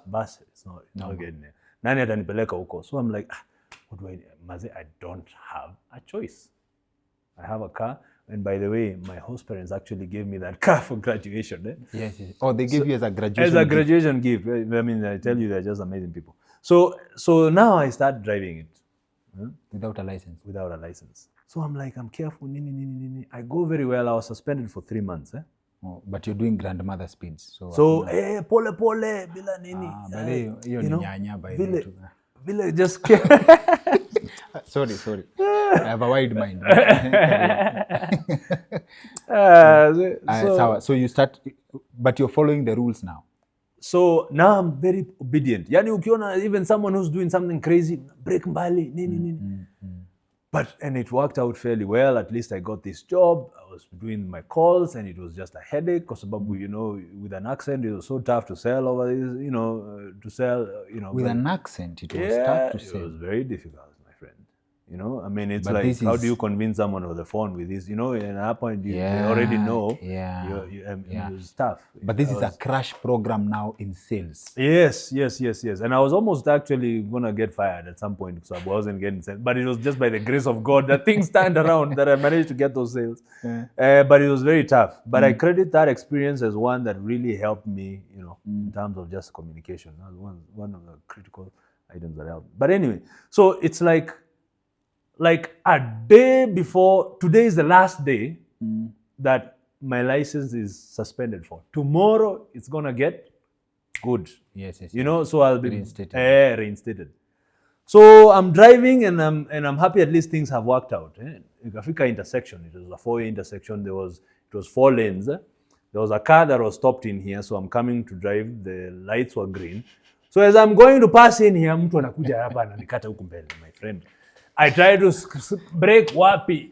Poop! Nimemuuma. Shetani haitwa shetani. Inaitwa timing ya shetani.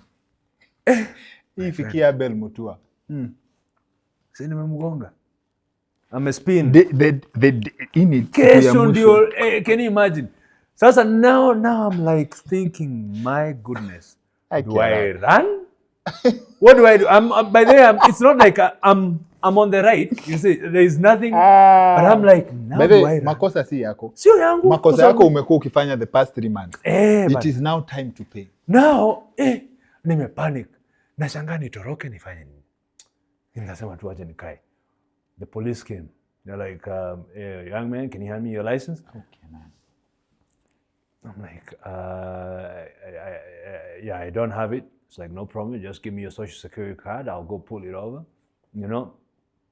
Maze nimepanic. Sasa nashangaa hii sasa hii ni kurushwa ndani. Na kwa system wanaona, system ataona. Hii ni nini ya kesho. Sasa now the cop thought that I'm saying that I did not carry it. But me, I'm saying I don't have it in terms of it was suspended, but I haven't told him that. So he went and looked it up on the system, and then he comes like, young man, I see your license has already been suspended. I'm like, I'm so sorry, you know.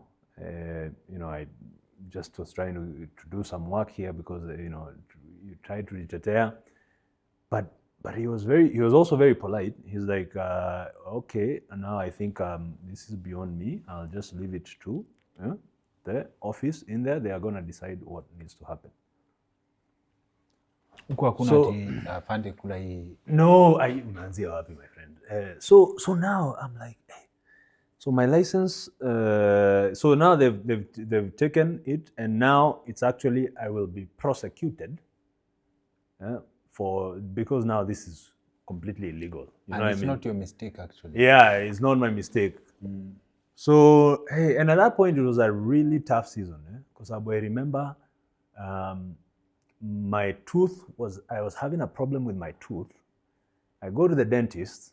The dentist tells me I need about 1,000 something to fix it. It's like $1,900 or something like that. And I'm like, gee, am I going to fix my tooth? Am I going to pay my fees? Am I, so it was just a really tough time. So now I'm confused. I'm like, hey, but someone told me, you know what? You go to Iowa State University. They have a lawyer. The lawyer will help you. So I just go, and I explain my case to the lawyer. And I'm telling him, please just help me. This is my situation.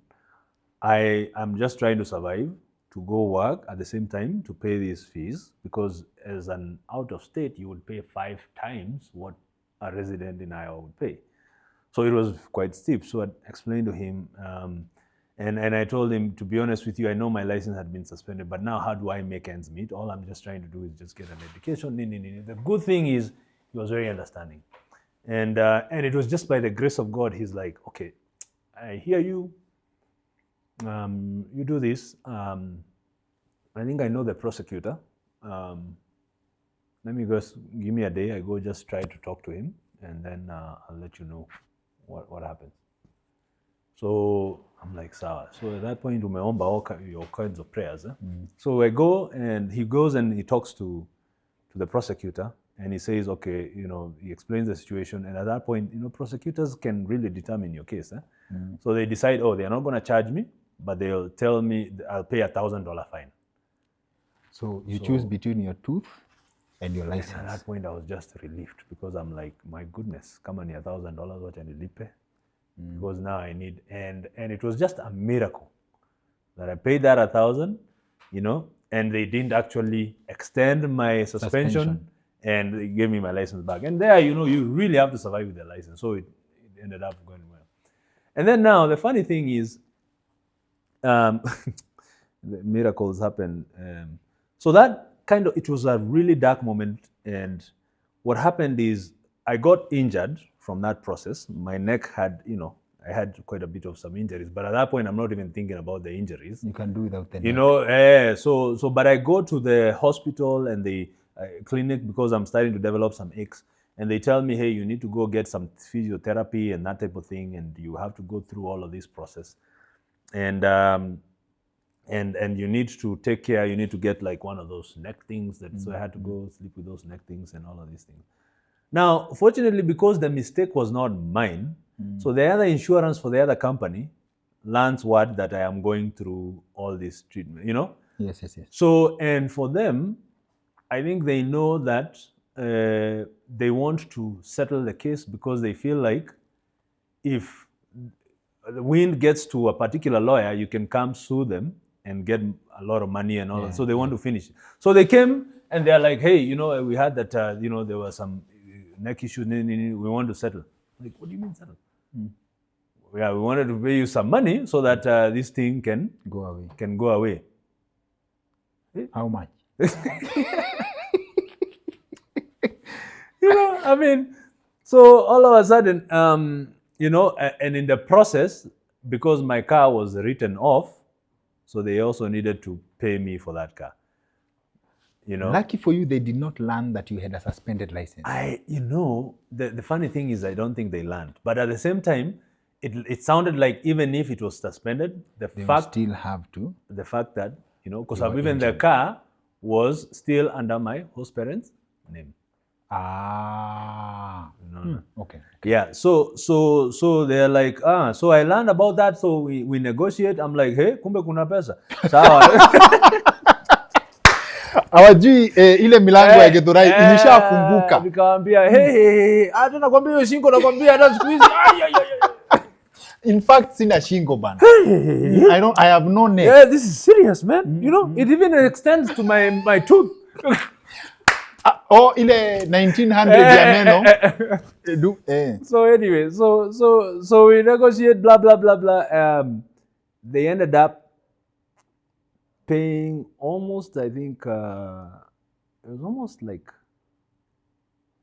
$5,300. Hapo ulikuwa out of the woods. Yeah, so it was like total, you know, for all of that, and I was like, wow. Was that good luck or bad luck? You see, now for me, I was looking at it as something very terrible. Unajua sasa hiyo mpaka sasa hiyo ukipata accident unashangaa, my goodness, why did you have to come at this particular point in time? You know? Do you thank God or do you thank ule jamaa alipita mbele yako? We want to establish. You know, at this point, I thank both. You know, because you're like, you know, I mean, because now, at least now, I got to pay my fees. Mm-hmm. I got to pay my fees. Then, you know, I was struggling to pay, so a good chunk of that went to pay fees. And then I needed now a car, so I ended up buying a Toyota 100. Toyota 100, which I love Toyota 100s. You know, I've been driving them for almost 22, 23 years. So, but you still have one, yeah, that's what I drive now. I mean, but so anyway, so I bought the Toyota 100, and you know, so and I paid the funds. Fortunately, also there was also another person who also came through that helped support my tooth. It was, you know, that was also another story. He was called Ivan Levine. He was a friend of my my brother. My brother had a friend who was called Gabe. The parents got wind of just all my situations and decided to help me. He's the one who actually sponsored part of my tooth to fix, you know, and I got someone who could fix it for like, I think $700 because it's so expensive out there. Maze ukikuwa mgonjwa huko kama unajua, I tell you, it's just crazy. Yeah. So anyway, so at least, you know, things kind of fell into place. So now I just had to keep working to pay my fees. So sometimes you would actually go and work, you know, during when you're supposed to go to class, you're going to work so that you can go get money to pay your school fees. And through that experience, I got to learn quite a bit because now, the way I survived is I would rely, in the US, they would record their lectures. You know, so they would record their lectures. So I'm like, so when I go to work, and at that point I was working at a home. Na hizo jobs at home zilikuwa tamu sana. Nursing homes. It was caregiving. Caregiving, where you have to deal with the disabled. So you had to wash them, you had to cook for them, you had to give them meds and all of that type of thing. So and it was awesome because Babu, you know, I mean, ukishamaliza hizo errands zao, then you're free to do what you, especially the night shift. The night shift was awesome because Babu, you know, give them meds, you clean, wash them, cook for them. Once they settle, you know, you'll clean the house quickly, then after that you're free. Wewe hauchagui job. No, but in the US una choice. See, it's not even ati ni wewe peke yako. It's almost like everyone who is there. I mean, you have to survive at the end of the day. Everyone who's there, even in Kenya wenye wako huko, I mean, we are all, you know. Your spirit, yeah. Wewe unajua, in terms of how you express that, it was fun, like doing is okay, giving jobs, like you enjoyed the because they helped solve the problem that I had at that point in time. And I'm thinking that out of all those jobs that you have, this one is fairly good because now it gives you like a small window that you can study. Because you're also not going to class. They're also benefiting. Mtu akioshwa na engineer, kuna vile unashika mifupa yake. Kuna ma details hapo hivyo na ma calculations. Bas. So anyway, but that you was balance that na study. Yes. So it worked out fairly well. So but now the good thing is, so you see, they recorded their lectures. So now I would go pre-record. Na nilikuambia nilikuwa na shida ya nini? Attention. So in class, even when mwalimu says akili yangu iruke, you know, I would really have a hard time studying, right? Because, you know, now it would mean I have to come back and study again, nini. But now these recorded lectures were very unique because guess what? I could listen to something, akili kiruka, I pause, rewind, and I'll listen it again. And I'd listen again. I would pause, rewind. Whenever nikichoka, I'd pause, rewind. And all of a sudden, I would have these two small things that you piece them, and all of a sudden my learning experience becomes better. And I was like, oh my goodness. I mean, so if you can listen through the whole class well, it changed my experience. So I had an easier time with these recorded lectures than I would have in class, kwa sababu mwalimu akiongea and you know, ikipita imekupita. Right? Yes. You know, I mean. Yes. Very so but this one is I could repeat over and over and so my learning experience went and then all of a sudden I realized, oh my goodness.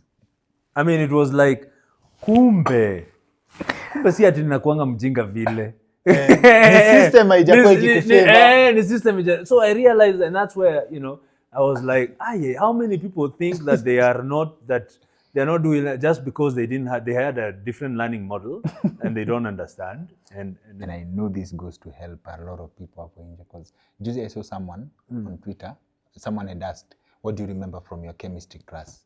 Akasema, ati nakumbuka mwalimu akisema, amusha huyo. So hiyo kitu umesema, I hope it goes out kusaidia wale wana struggle hata kuconcentrate. Yes, especially you concentrate. I struggled, my friend. I struggled. Na it's real. So, you know, so ulipambana na hii format mpaka ukamaliza engineering school. Na sasa, you know, now my learning experience has gone fairly well. Yes. So now I'm able to, at least, if it used to take me 4x to study, because now I'm having a better experience, it may reduce to maybe about 2x or 3x. You know what I mean? Yes, because now I don't have to, I mean, there's, you know. So all of a sudden, it helped with my learning experience, and I was able to even pass with a distinction. You know, and I think that was a memorable moment. It's like, hey, I think we need to figure out how to make sure we come up with good models for people, you know. And that was where the idea of a business that I came through. We'll actually tell people about your business. Yeah. And I think this is a good juncture actually. Kirunda akona shule pale Kahawa Wendani inaitwa Frontline Institute. It's TVETA approved institution of education past high school. So you're doing culinary arts, you know? We do certificate and diploma courses in culinary arts, cosmetology, and ICT, with a big focus in AI. AI is coming. Very nice. Our producer Wiki ameweka squeeze back up with the contact details on how you can reach Frontline Kahawa Wendani na their success rate. Kwanza how I met Kirunda ni because, and we are going to get that into how his experience ya kutoka kwa engineer to come start a business in Kenya. And I think pia just beyond kutrain watu, I checked your website, the employment rate from your students who have gone through your school ni over 90%, over 96%. Yeah, we're doing well, especially with the culinary arts program. We have a strong culinary arts program. Very nice. We're Very nice. Contact details kwa wale wasa wana transition from high school ama mtu anataka kufanya short courses za culinary arts na hizo the other courses that you're offering ziko hapa. Wiki make sure kuna squeeze back ya details zenye Frontline wana offer. So tell us about your first job after sasa umesha pass na distinction. Okay, so now so at that point we go look for a co-op. You had to get an internship, right, before you actually, I had an internship with an energy, and then after that, I would manage to get a co-op. They call it a co-op because it's like 2 internships, 8 months program with General Electric. I was able to get into General Electric in a place called Burlington, Iowa, where they did switchgear, which is just big circuit breakers, for industry. So I went to Burlington, Iowa, and I started working on switchgear.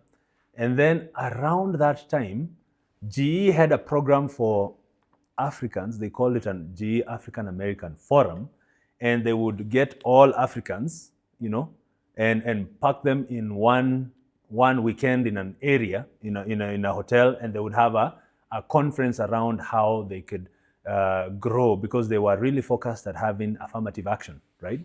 Affirmative action to make sure that they have the balancing. So all of a sudden, like you were Burlington, Iowa, I got nominated to go to Baltimore for this GE African American Forum, where they brought all black folks in there, and they would meet the leadership. And I'm like, wow, this is amazing, and this is just because of virtue of me being black, So I was the only one who went from that plant, because I was the only, intern at that point. I went to, and that kind of just opened my eyes. And at that point, you started networking like crazy. I learned about these programs that they're offering, like the operations management leadership program. They had the finance management program and Edison engineering program. So I was like, hey, Mimi, now that I've gotten here, I'm like, I know I've come in as an engineer, but I'm looking at the programs on how to run a business and corporate business. And I'm like, man, this is looking sweet, So I'm like, how can I get in that? So I go try networking, meet a lot of GE leaders. At that point, the CEO was even Jeff emailed. He flew in and gave a keynote speaker. They had all vice presidents and big people, even like people like Akina Dave Calhoun, who used to be the CEO of Boeing and all, they had actually come. So, mimi nikasema hapa, I need to maximize on these opportunities. So I tried to network to see how I can get through this, these leadership programs that they had. And they were strictly designed for Americans, So, but I continually try. So I went and I tried to, because they had different businesses all over. So I went and applied for this OMLP position. They called it operations management leadership positions, in so many of them, at the same time. And then it turned out that there is one company, GE, branch of GE, that took international students. And that was GE Transportation in Erie, Pennsylvania. So all of a sudden, I'm like, I hear, and I got wind from another Kenyan who I met in that forum, who was also working for GE, but he was a resident there, and he told me, hey, Ebu Jaribu, that GE Transportation, I hear they have a chance of sponsoring international students. So I'm like, let me go at it. So I go and apply there, and I speak to the HR person, and they are really excited about me. And then all of a sudden, she gets wind that I have applied to almost every other business in GE. So she gets me like, can you be serious? I hear that you've applied everyone else, so what does that mean? And I'm like, oh my goodness. So all of a sudden, the one sliver of opportunity that happens, it's almost about to shut down. So I'm like, let me go. I went back to my HR manager in Burlington, and I told him, my goodness, please help me out here. I know I did not do good by applying to all these positions all over, but can you try and put in a good word for me on with this lady in GE? She's really pissed off because I've applied everywhere else, and it doesn't show seriousness, in terms of the position that they wanted to offer. So it was like a big deal. Yeah. So Team Gaia, decided to, because I had done a good job, and for me, when I went to GE, I made sure I've gone above and beyond. When I was in this particular co-op, I actually made them a manual on how to do switchgear in a good way on top of designing switchgear. So that was a big plus for me. So I had kind of impressed them in a way, and looked for opportunities. So I kind of stood out. So he's like, okay, so I don't promise, but I'll try to put in a good word for you. I'm like, sawa. So he calls this lady and tells them, hey, this guy, I've had a word with him. I think he's really serious about this particular program, because I had applied for many other programs. Whatever opens up, I get in. They had an engineering program, and then this one was more operations. I'm like, I've discussed with him, and I think he's really keen about this operations management program. And I told Tim, just tell her, all I want is just an interview. Just an interview peke yake. I don't want you, kichwa tu nisaidie tu niende tu nijitetee, so it Tim, always works. Tim said, okay, so to convince him, like, why don't you just give him a chance to just come? After all, what happens? Not a big deal. So I'm like, she accepted. Hey, na sasa nikajua hapa ni kubaya. Mimi unajua sisomangi vitabu sana. But at that point, I had to go now start reading about GE. I read 2 books about GE, at that point. And at that point, they had a store called Barnes & Noble. Barnes & Noble, you would go into this, it's a bookstore, but they had couches, and they would have like even coffee and all of that stuff. And as long as you went in there and sat there and you could read a book and come out, okay, as long as you don't walk out the book, you don't have to pay for it. So I'd make my trips to Barnes & Noble, read this book with my shida. Nikamaliza hizo vitabu zote, so I was very armed in terms of just going to this interview. So nikaenda hiyo interview, which I think it was kwa sababu the interview was somewhere in November, and I think I had finished my co-op around August or so. So then we go, I fly, they fly me into Michigan. I'm supposed to fly from Michigan to Erie, Pennsylvania. Then there was a huge snowstorm,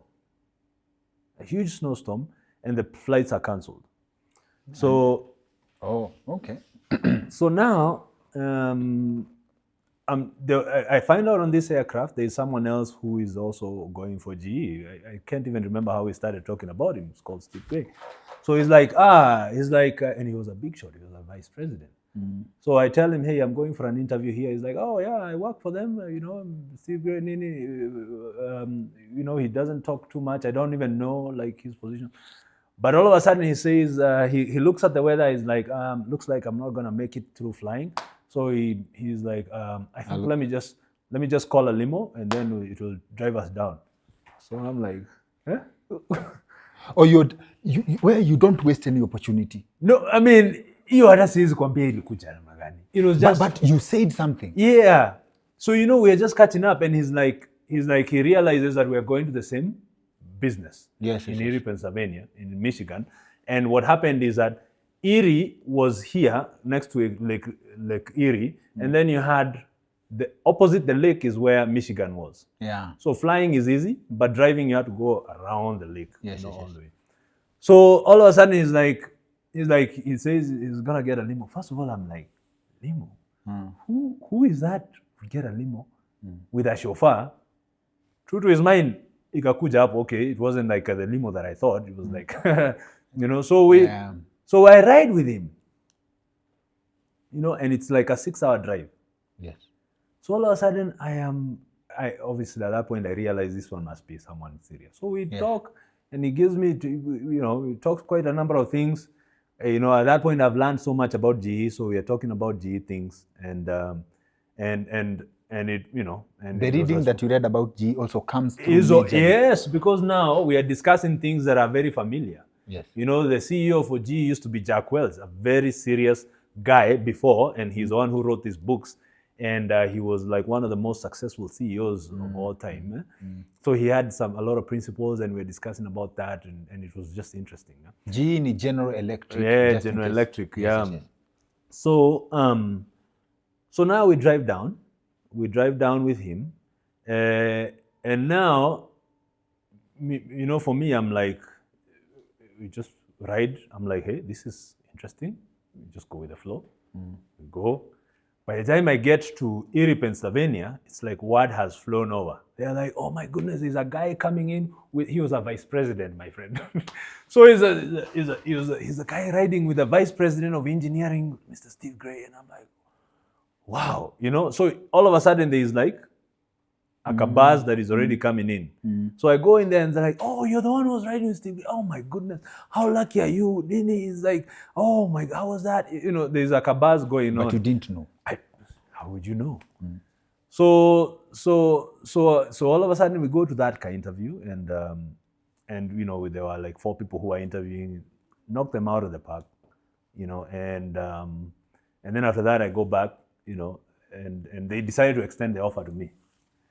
So I was like, wow, my goodness, that was fantastic, you know. Extending the offer of the opportunity you had applied for. Yes.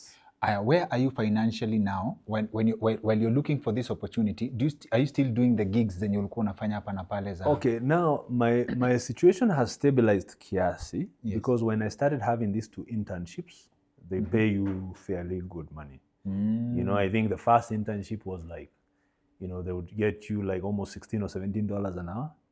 That, you know, so that yeah. And then the next one, then GE was making, you know, you'd make a little bit good money in the way things are a little bit more stable. And at that point, I don't have too many classes that I'm paying for, right? So things are a little bit stable. They are not as crazy, you know. So now, you know, but I know that when I get this opportunity, I only have 1 year to work, because you're given 1 year after you finish campus to work under that program.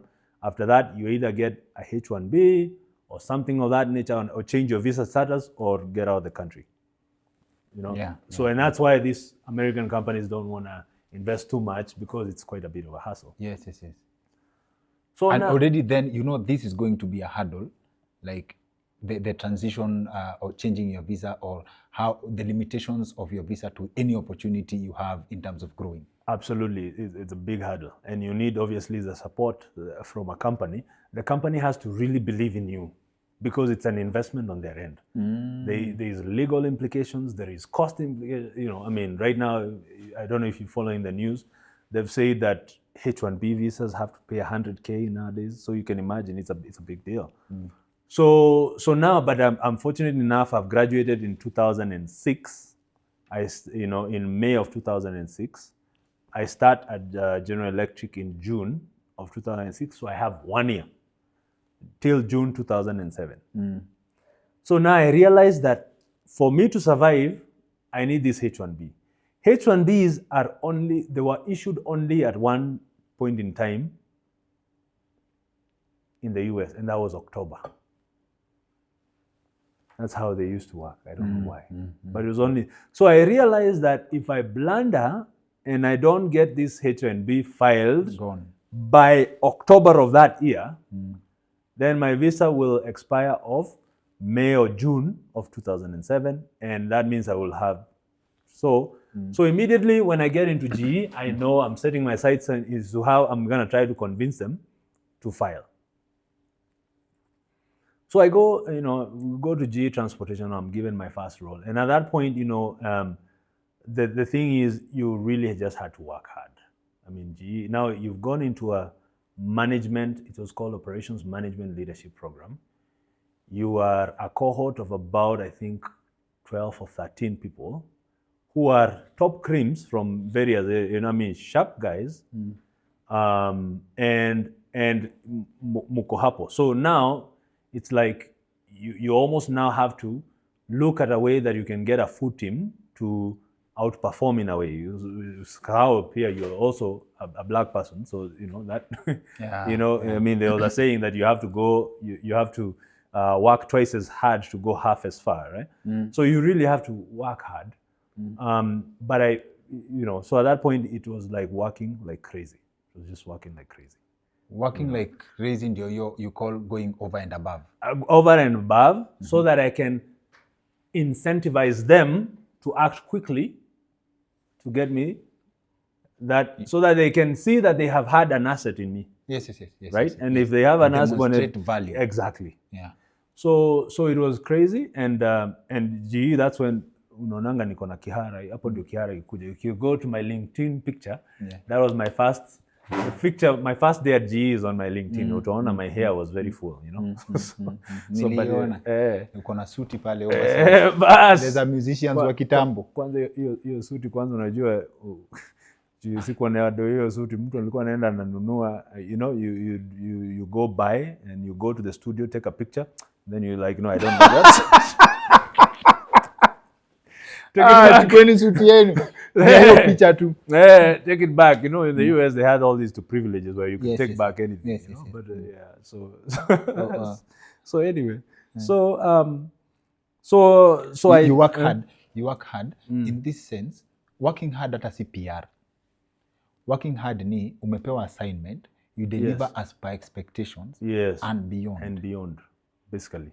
I mean, that was within the short time. Unajua kama in corporate, results are measured quarterly, half year na annually, right? Yes. Within the same period, you are able to do na ku deliver results, measurable results. Yeah, you know what happens is, there they had quite a bit of metrics, no? You know, they have metrics, and you're given an assignment to do in 6 months. Like the first assignment that I had was, I was very fortunate. It was called lean. It was a lean assignment, and this is where I was talking about lean. You know? I needed you to explain lean to our audience. Yes, basically Lean Six Sigma is a methodology that that allows you to focus at a process and be able to eliminate things that are not productive as waste in terms of a process to make the process efficient. You know? Yes. And there's usually a lot of elements that are considered waste. There is waste in unnecessary motion. There is waste in overproduction. There is waste in defects. You know, you make something, you're trying to make something, and all of a sudden it's not what you're supposed to be. That's waste, right? Yes, yes. So Lean looks at all these processes and looks at how do you streamline that whole process and make it efficient. GE was big into Lean because they had learned from what Toyota had done. Toyota had implemented Lean. I told you Toyota started manufacturing cars 45 years after Ford did. And they had to really look at what the customer wants. The customer wants a reliable car. The customer wants a low-cost car, but one that will last long. It was a market that was not untapped. So Toyota really went after the processes, a relentless pursuit of perfection, looking at a process, mapping it out value stream, understanding what is really valuable in this whole process. And anything that is not valuable, you'd have something called Kaizen activities to reduce all these wastes, to reduce all this waste so that you can have a very efficient process, and as a result, you take out costs. To bring it closer home, something I've had, something I think comes closer to what you mean, is at the turnaround time in a hospital, the bank queues. Yes. You come and look at how much time it takes to serve a customer. Absolutely.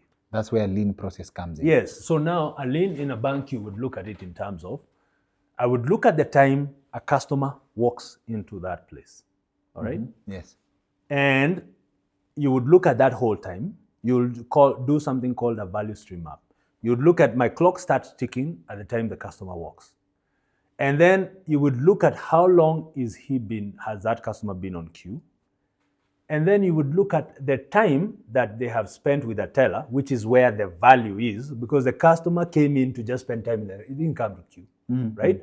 And then you would look at any other processes that perhaps maybe he's told, oh, wait kidogo, let me take this to the manager, and they go delay kidogo, they have to walk upstairs and look, wait for some time. Again, the walking is non-value added according to the customer, right? And it's taking a lot of time. And then maybe when the manager is signing, that's the value added piece where the manager is doing value added. But anytime that he comes from upstairs coming down, that's non-value added. Waste of time. Yes, right? Yes. So now and then to the time the customer walks out.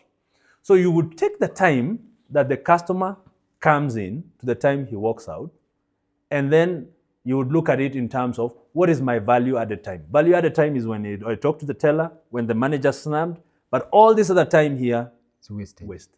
So now you'd look at how can I remove all this extra time, and kind of just be left with only the value-added piece, you know? And how can you do that? You know, there are different things. Why did they have to walk upstairs to get that signature? If you bring the manager who's supposed to sit next to this teller, so that if you finish the teller, they are given and signed, you know, all of a sudden you shrink that time, you know? You know, in queues, why do you have that? Can you balance it out, you know? I mean, there's like, it's a whole science. But that just... sort of like, to some extent, chopping down on bureaucracy, because sometimes bureaucracy... Bureaucracy is just what you call waste, basically. It's a lot of processes that are not adding value, right? Yes, and it's value from the customer perspective, you know? So anything that is not adding value from the customer perspective, you... Sawa, tumeelewa lean. So anyway, so the first assignment they give you is the lean process. Na unashika haraka. Yeah, so and then you know, the good thing is GE, they'll take you for classes. They will, you know, so you're given a process to go review, and this GE plant used to make locomotives, all right? They're the ones who made the locomotives. Even these ones for Kenya Railways, at the time, you know, there were some locomotives that are made by GE. Okay. You know, it was GE Transportation. Yes. So anyway, so I worked in this shop that did the traction motors, which are the motors that spin locomotive. If you know how a locomotive works, it has a big engine that powers a generator. The generator has, you know, powers some huge motors that get the wheels to spin. They don't have a TE or mambo ya, you know, axle.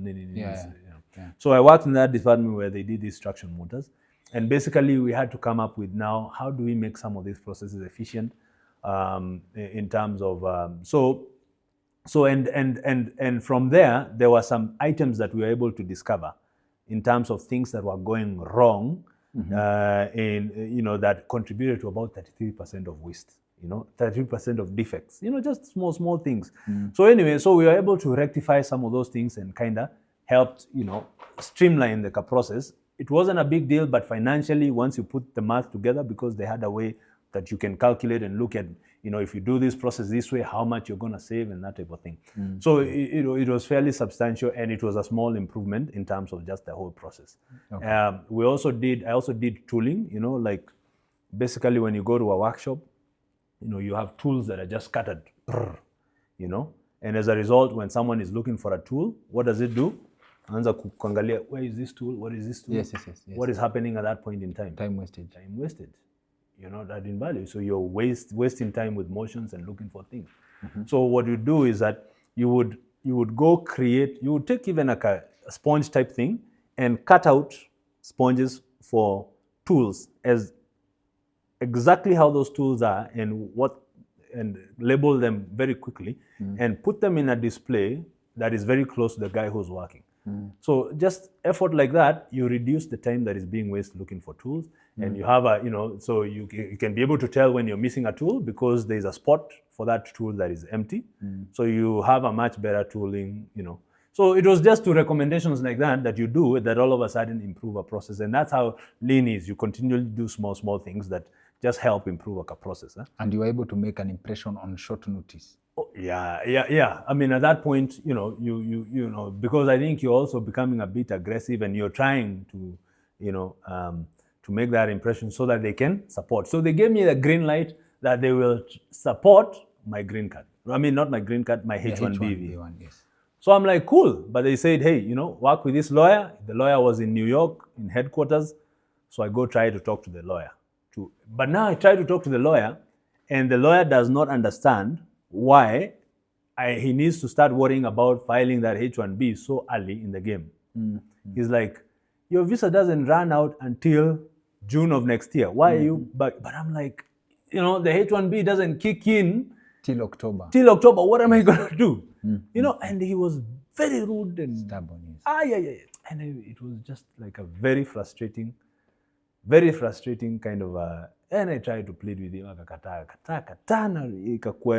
sometimes you are headbutting, and you know you can't meet him because we are talking over the phone, you know. I mean, Erie, Pennsylvania is in New York, you know. Yeah. So I'm like, okay. You're also patient in dealing with people at this point. You have to at that point. I mean, because you know, at that point they're the ones who have the say. So I'm like, now what do I do? I'm like, but wait a minute. GE has an international wing where they do services for international customers. They would do repairs for people who had locomotives in the field, and they had the services section.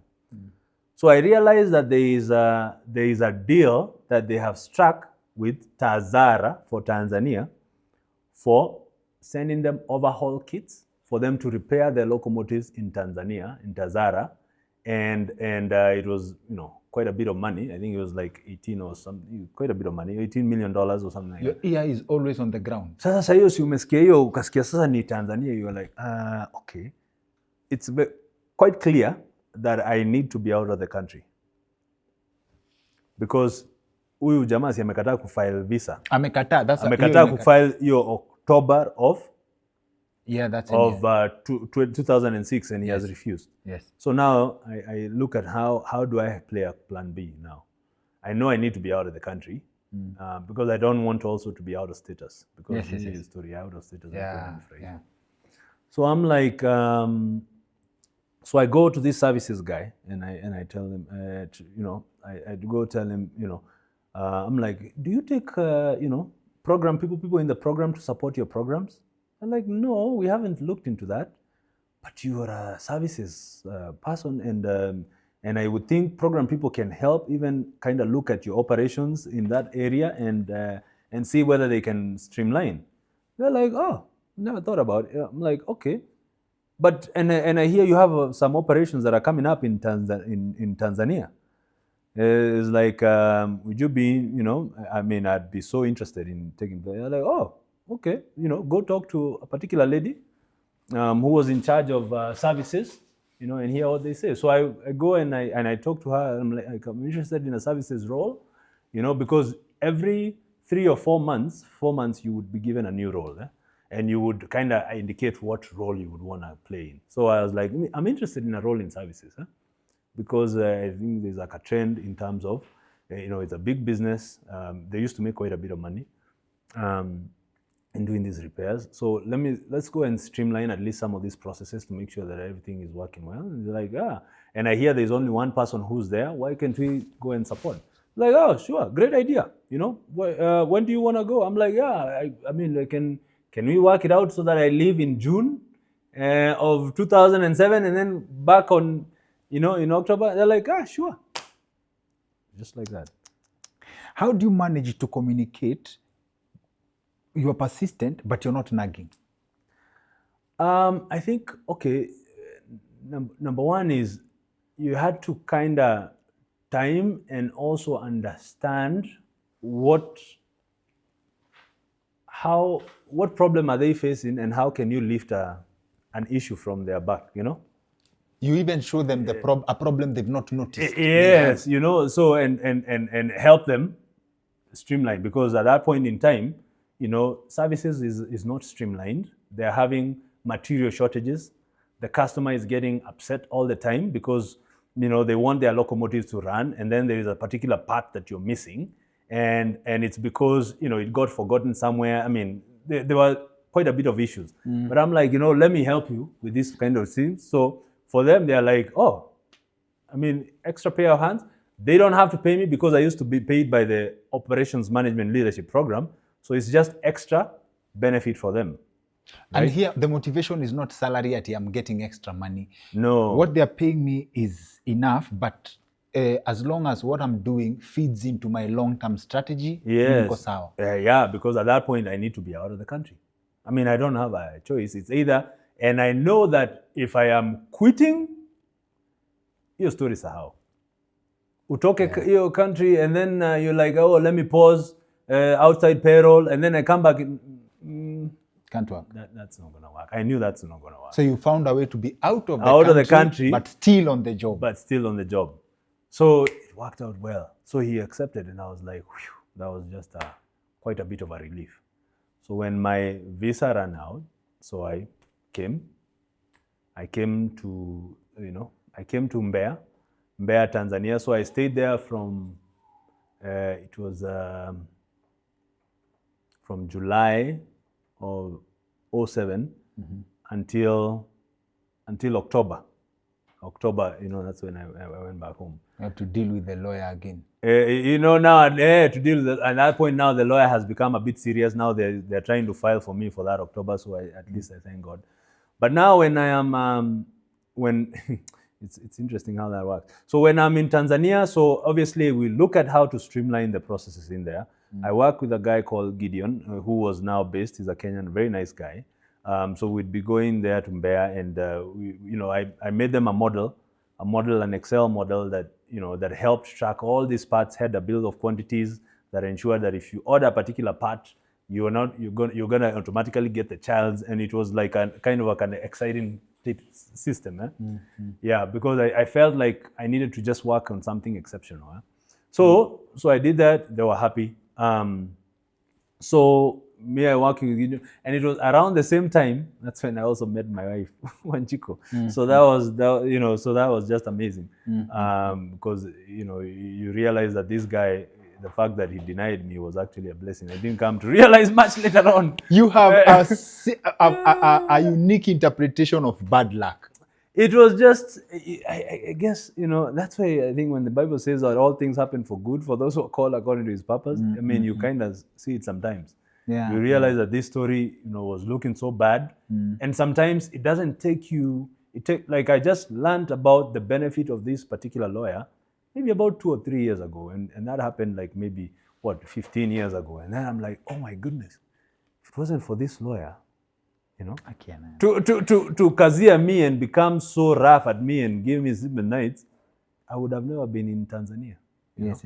Yeah. And your mind would not have. And this shifts to the mindset of interpreting hurdles. Like sometimes you, instead of pushing too hard when you've found a blockade, you explore to see what these other opportunities, what these other doors have to open. Yeah, you jaribu. Ukiona imeshindikana, unasema, okay, let me pause kidogo. I'm not giving up, but let's try to do a certain other angle, and see how that works. Relationship poa sana na milango. So now, TZ, you do the TZ stint and then you go back to the US. Yeah, so I go back to the US, and it's now, 2007. So now I go, at least now I have the H1B, I work for GE, I finished the program. It exposes me quite a bit, GE had a wonderful program. You learn so much about running a business. You learn about how to get the whole organization fired up against its goals. You learn the lessons that you gained there were amazing, because it was also intense. It was like a 5-year period, but it gave you almost like a 15-year experience. Na hii piloting tulieka kando. Sasa unakumbuka piloting, sasa unaona hata ndio nimeenda. So now I'm like, I get so swamped with GE, and at that point you're working like crazy, because you're trying to impress, you're trying to do a good job. You've got a cohort of people who are really aggressive. GE was really, it was just crazy. You'd be going to work at 5 a.m. done at 11, 12, it was just a lot of work that you had to. So, and I remember,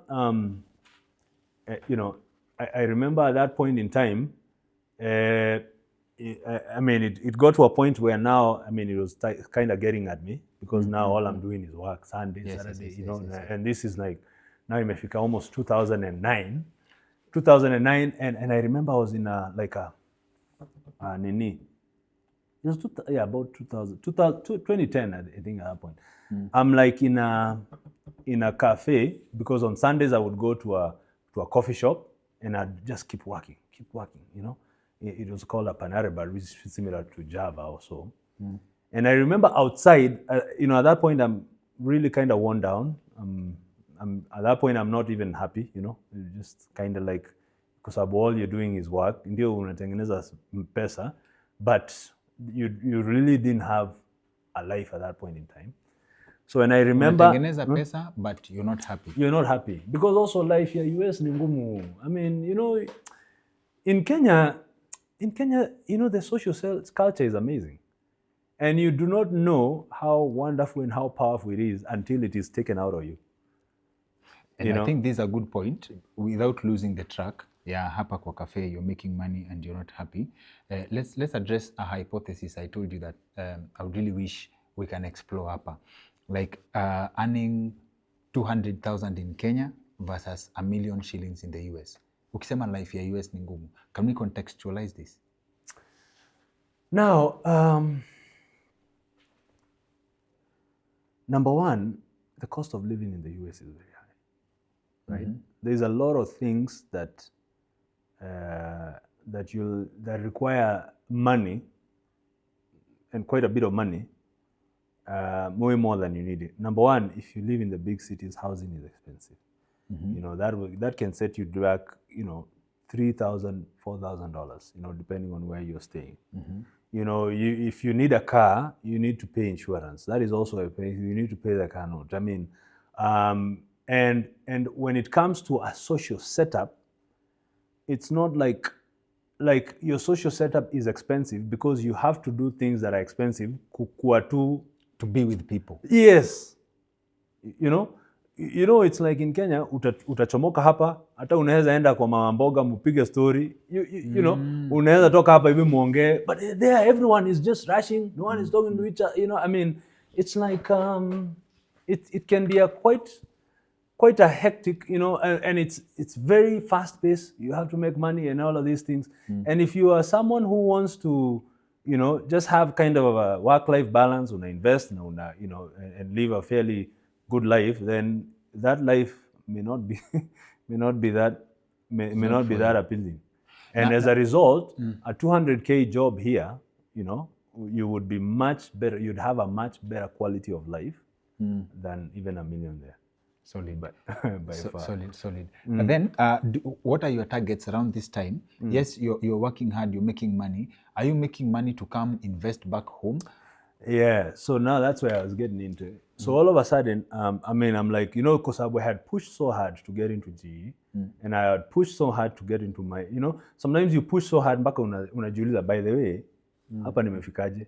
You know, and now I have taken a trajectory where now it's like you're destined to become a serious leader with the company.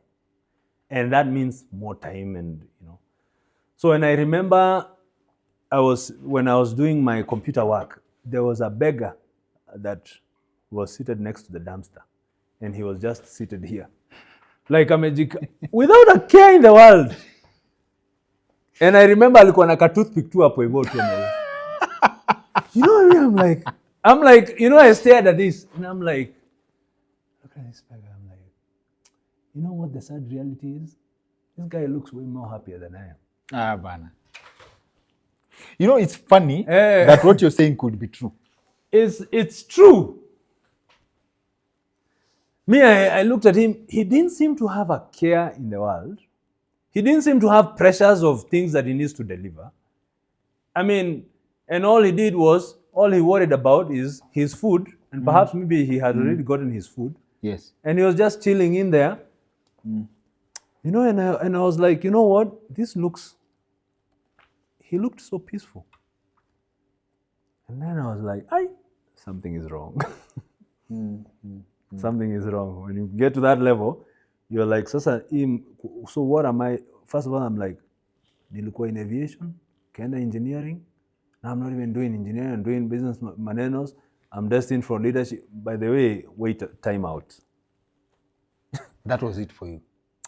I'm like, and then at that point, Kenya is booming. You know, you know, I mean, Kenya is turning around, they're building roads. There's a lot of progress that is coming into Kenya.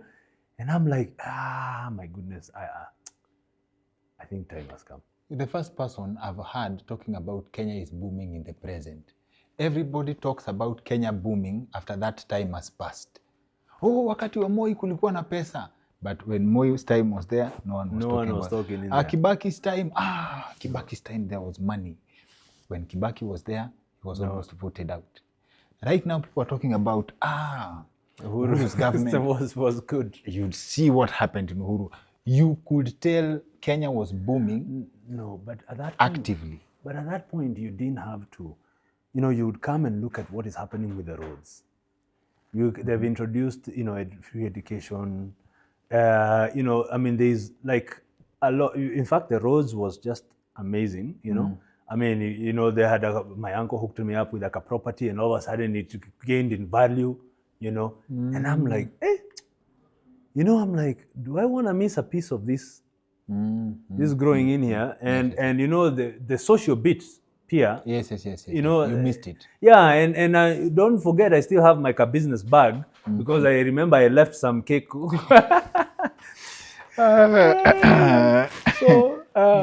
So I'm like, it got to a point. I'm like, you know what? And that was it. That was it. What did it mean for you to resign? Like, how much were you leaving?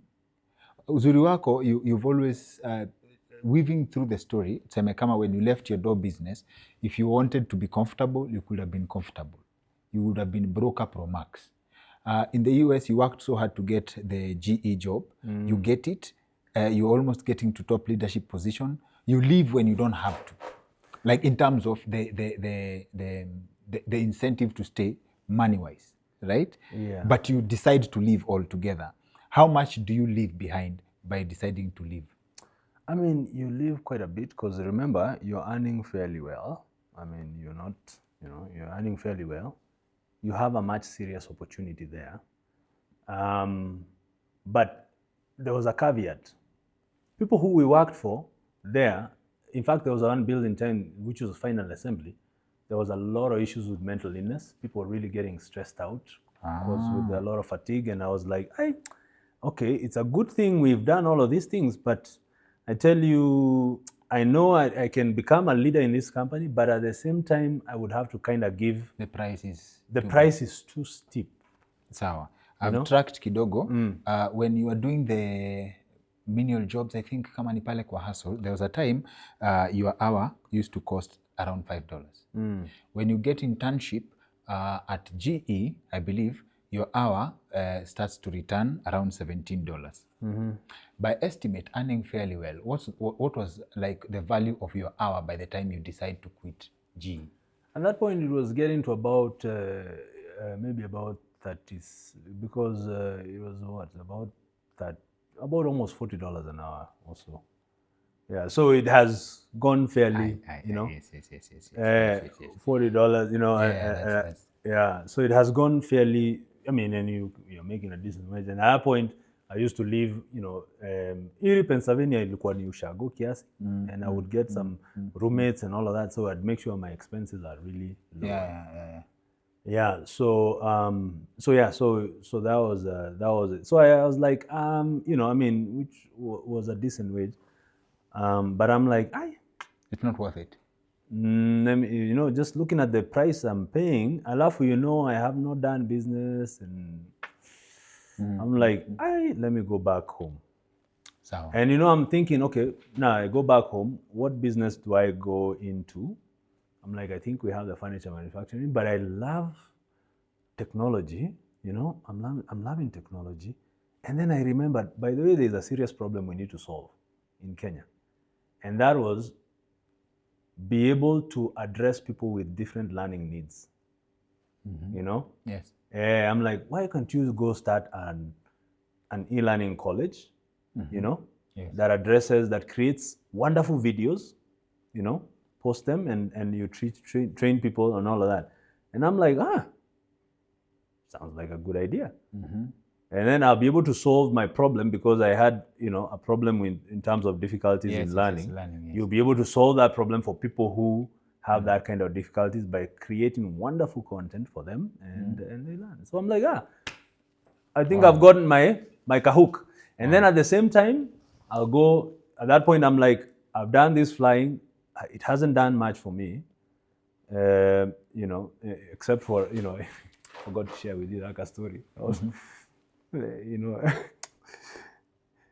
know, I couldn't fly too much. I mean, and the one time I tried to fly, that was, I think, in 2003. There was a farmer in Iowa, you know, who used to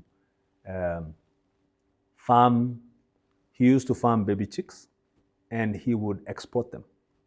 And he would export them with his aircraft. So this guy, you remember I told you about this guy called Jim Killen that had 1 million acres in Alaska? He hooked me up with this farmer and he said, hey, you know what, just to keep your license current, go fly with him. I'm like, cool. What kind of aircraft does it fly? It flies Beech 18s. I'm like, cool. Those are World War II aircrafts, old aircrafts, I'm telling you. So we are like, my first trip was to go to Miami. So we'd fly from Iowa to Miami with all these baby chicks. So I show up the next day, I find this engineer ameshinda akidrain mafuta from this aircraft. Buckets, we are trained to drain, before you fly, you have to drain your fuel, check if there is water, and pour. I mean, you don't drain. But this guy had 20-liter buckets draining this fuel in this aircraft. And I'm like, hey, what is this, man? So he drains. And I'm like, what's up? Why are you draining? So I'm like, I just want to confirm there's no water. Everything is okay. I'm like, okay, sure. And it had rained heavily the day before. So I'm like, sawa. So the ndege is fine. My first trip, sawa. We take off with all these baby chicks. We are flying down. All of a sudden, as we are flying to St. Louis, one engine ikachapa, kazimika. So we're like, hey, fortunately this guy had, about 13,000 hours. So, experience, very experienced. So he's like, we try to restart, doesn't work. So, we're like, hey, what is happening? So we are flying close to St. Louis. We're like, hey, do we declare an emergency? He says, no, let's just let's try to find an airfield that is not far away from St. Louis. We don't make too much noise. We try to see if we can land there. So we go and, fortunately, with these aircrafts, with one engine, you can be able to still fly, but you need to get down, and address. So all of a sudden we come and fortunately, by good luck, we land okay. And then, we're chilling and we try to figure out what is this that caused this engine to go off. So we go and try to test our fuel. So we go to this engine that shut down. Then we drain, the fuel. And all of a sudden, it's what? It's water coming through. So this Beech 18 had 4 tanks. So one tank had drained mud. And that tank had fuel. But when the fuel ran out in this tank, it went to this other tank. This other tank had water. But you hadn't drained that. I don't know, because this guy had been draining. So you didn't bother to check? Yeah, because he's doing it. You're like, you're so used to draining with small things. Sasa wewe sembuse mwenye ana drain na ndoo. Si lazima yeye amepata yote. Yeah. Umesema so much to unpack hapo. First of all, hii ndege, this is the first time nimesikia ndege ya kuku. Ndege ya ndege zingine. Alafu jina yake. Hiyo ukisema na koma, it's something else. Umesema inaitwa Beech 18. Beech 18. Usiseme na koma hiyo. Sawa. In fact, that was your scary nini. But let me finish with you. Tukadrain, tukaona ni maji iko hapa. So we were like, let's go to this other tank. We drained this particular tank. Tukaona ile tank ilikuwa inaenda kumaliza mafuta. This other tank, maji ilikuwa imejaa. So all of a sudden, after we are drained, we were just sitting down and looking at this thing. We are like, where? It was just by the grace of God that we had not switched to this other tank. Because if we switched to this other tank, water would have gone to the engine and we could have had total engine shutdown. And with those aircrafts, when you don't have engines, it drops like a rock with all your baby chicks. I'm telling you. So it was just like that. You are like, kai, hapa nimeponea. No, so the engine yenye ilikuwa imebaki. Yes. If you had switched, ingie maji. Not even switched. We had. It's actually running. It's the one that is saving us. Hii imepark. It's not operating. Yes. The good thing is we had 2 tanks of fuel. Yeah. Hii tank iko na maji. Hii haina na hiyo fuel ndio inatumika.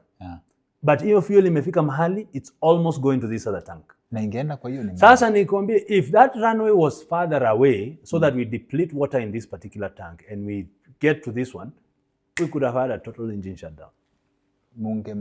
Mungeteremuka na ndege ya kusafiri na ndege ya kukula pamoja. Bas, hizo zote. So all of a sudden it's like, oh my goodness. Hey, Sasa hii, I'm like, sasa now what is it? So he kind of told me, hey, at least wachana na mambo ya ebu go slow kidogo. na mambo ya ndege, wachana nayo. So that's not how you want to see Jesus. Yeah, I'm like, hey, what we go slow kidogo on this, but so that's why I kind of put it on the back burner, on the side. So but I'm like, at that point nimekaka bila kufly, I'm like, hey, what is mawoga? Let me come to Kenya, go find a job, here. At least it's not gonna work. A good thing about flying, I'm like, it's not gonna. At least aviation it has a timeline. Yes. And you're required to sleep. At GE, you could work even way through the night. I mean, you don't have like a start stop. So I'm like, hey, at least he gonna clock, Yes. So I'm like, I can do this while doing this other thing. So I came and started the business, The e-learning story is how Frontline Institute starts. Yeah, that's how so now we you see, it's an e-learning institution. I'm like, how do I pivot? I go try to partner with institutions here to offer e-learning manenos. I think it was ahead of its time. Everyone is like, what is this? I mean, e-learning, all of a sudden I try to convince people and it's like, it's not taking off. So I'm like, now, I think for me to be able to crack this, I'm going to need to have at least a facility. So we start now the whole process. To start now is trying to set this up. And all of a sudden, pesa ikakatika, all my funds zilikuja hapo hivyo. What you had accumulated in the US? Ilinyonywa hapo kahawa yote? Ilinyonywa proper. Na hata umefika mahali you don't even have a product, or you're not even a place where you are. So now you're running into a problem where now you are completely out of money. Completely out of money. I'm impressed by what you've done. So how did you pull it off? So it's like, so now it's like, I was living with my brothers at the time, and I'm completely out of money. I'm like, now I need to go now convert my license, So I studied for that exam. It was a tough exam. Try to get on. Convert your license? From American. You see, I have a US license at that point in time. Oh. I cannot fly a Kenyan registered aircraft with a US license. I need to get a Kenyan license to fly a Kenyan registered aircraft. Hakuna chati, this is... No. So you have to go do the exam. Written, it's a conversion paper. It's very difficult. In the US, zingine mambo ni rahisi. Huku hivi the European system, my goodness. God. Na pia ukienda huko na Kenyan license na hiyo ngumu, they don't recognize. You probably have to start from scratch. You have to start, it's quite intense on the other side. Okay. Quite intense. So you convert your license? So I go through the conversion license, and then now, fortunately, I get through, and I managed to get through by the grace of God. Now it's finding a job. Na pesa imekatika ile proper. Ile unajua yani rent unalipiwa. Hauna, obviously utaki kushinda ukisumbua watu. So whatever. Hard work yote ya General Electric, you burnt through all that money. Nakwambia unaenda unakosa mpaka 10 bob. And I'm looking for a job. Nilikuwa napiga mguu kutoka Dendegwa mpaka Wilson. Are you saying sasa ndio uliingia hapa kwa bega ukaona ile toothpick yake ni kuzoea? It's not what you are looking for. Yani ukikosa hata 10 bob unajua ule bega ako nayo. Unajua that's why unaji-encourage. Hakuwa na chochote lakini alikuwa nakaa kwa sawa. Alikuwa sawa. And then it's a reality check. Reality imenitwanga. But something also happened. I had a much better quality of life even without the money. So, I mean, it's like, I think just being around people, like I would walk from there to Wilson, go network, looking for a job, then walk back to Dendegwa. Na qualifications now ziko? Yes, and at that point, GE came and tried to offer me a job, huku hivi. But I'm like, sasa. They tried to offer you a job huku? Yeah, locally. And I was like, I think it'll be just, hauna pesa lakini pia kiburi ni intact. Yeah. In terms of decision making. Kwa sababu you know what you have left. I mean, it was kind of like it was a rough. So it's like, now I don't want to get distracted again. Na imanishi, if they offer you a job here, yeah, you could ask them for the US salary hapa and they will give because they know the value you bring. they would it would be decent, but they would match, at least fairly decent amount. Huku hivi, they wouldn't pay you in dollars and that type of thing. Yes. Yeah, but I was not I was not interested at the time. I was not interested. So nikachapa mguu. It was by the way, it happened to be a very nice season for me. Because I think hiyo ka exercise, hiyo kukua around people, I really enjoyed that. Bila hiyo do, and that was a huge lesson. And I fortunately got a job in Wilson. I started becoming a flight instructor, so I did instructing there. I trained for a while, Yes. And then, at that point in time, we were still trying to set up Frontline Indiana, but until 2015 is when now, at least we got to a point where we could open an ICT school, Yeah. Yes. Oh, by the way, to our audience, wale watu wanatafuta tertiary to advanced education after form 4, ama umegraduate na unataka short course ya rakaraka yenye you can quickly convert, check out website ya Frontline actually, and by that we were given the profile at the school, and success rate, like employment rate, ni success rate in the employment market for students who have gone through Frontline ni over 90%. So kama uko serious unatafuta job na unataka the requisite training and the services that they offer pale, you consider checking them out. Angalia alafu you make a decision.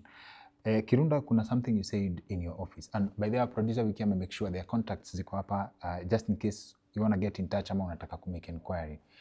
Kuna kitu ulisema juu tumeongea for almost 3 hours. My goodness, is that the time? Manze, tumeongea for almost 3 hours, I believe. So now, kuna kitu ulisema kwa when we came to check your institution,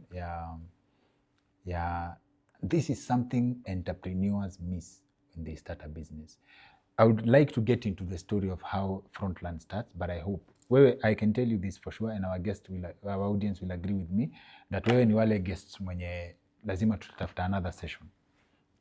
Come through tena. It's pure good vibes, I'm their representative, and I'm the appointed person to choose the vibes, as I say, and purely I've enjoyed this conversation. As we close, nazaomba tu tuambie kitu moja. Ni nini hii in terms of business? Kuna kitu tuliacha hanging mahali ya, unaona pale kwa sales mahali mlikuwa mna nini sales? When you start a crash program, the calls, unasema the accent really does, knocks you off kabisa, and you almost get fired. The lessons you learn from that, nilikuwa nataka sana tusome hiyo, but utuambie what you learned from that.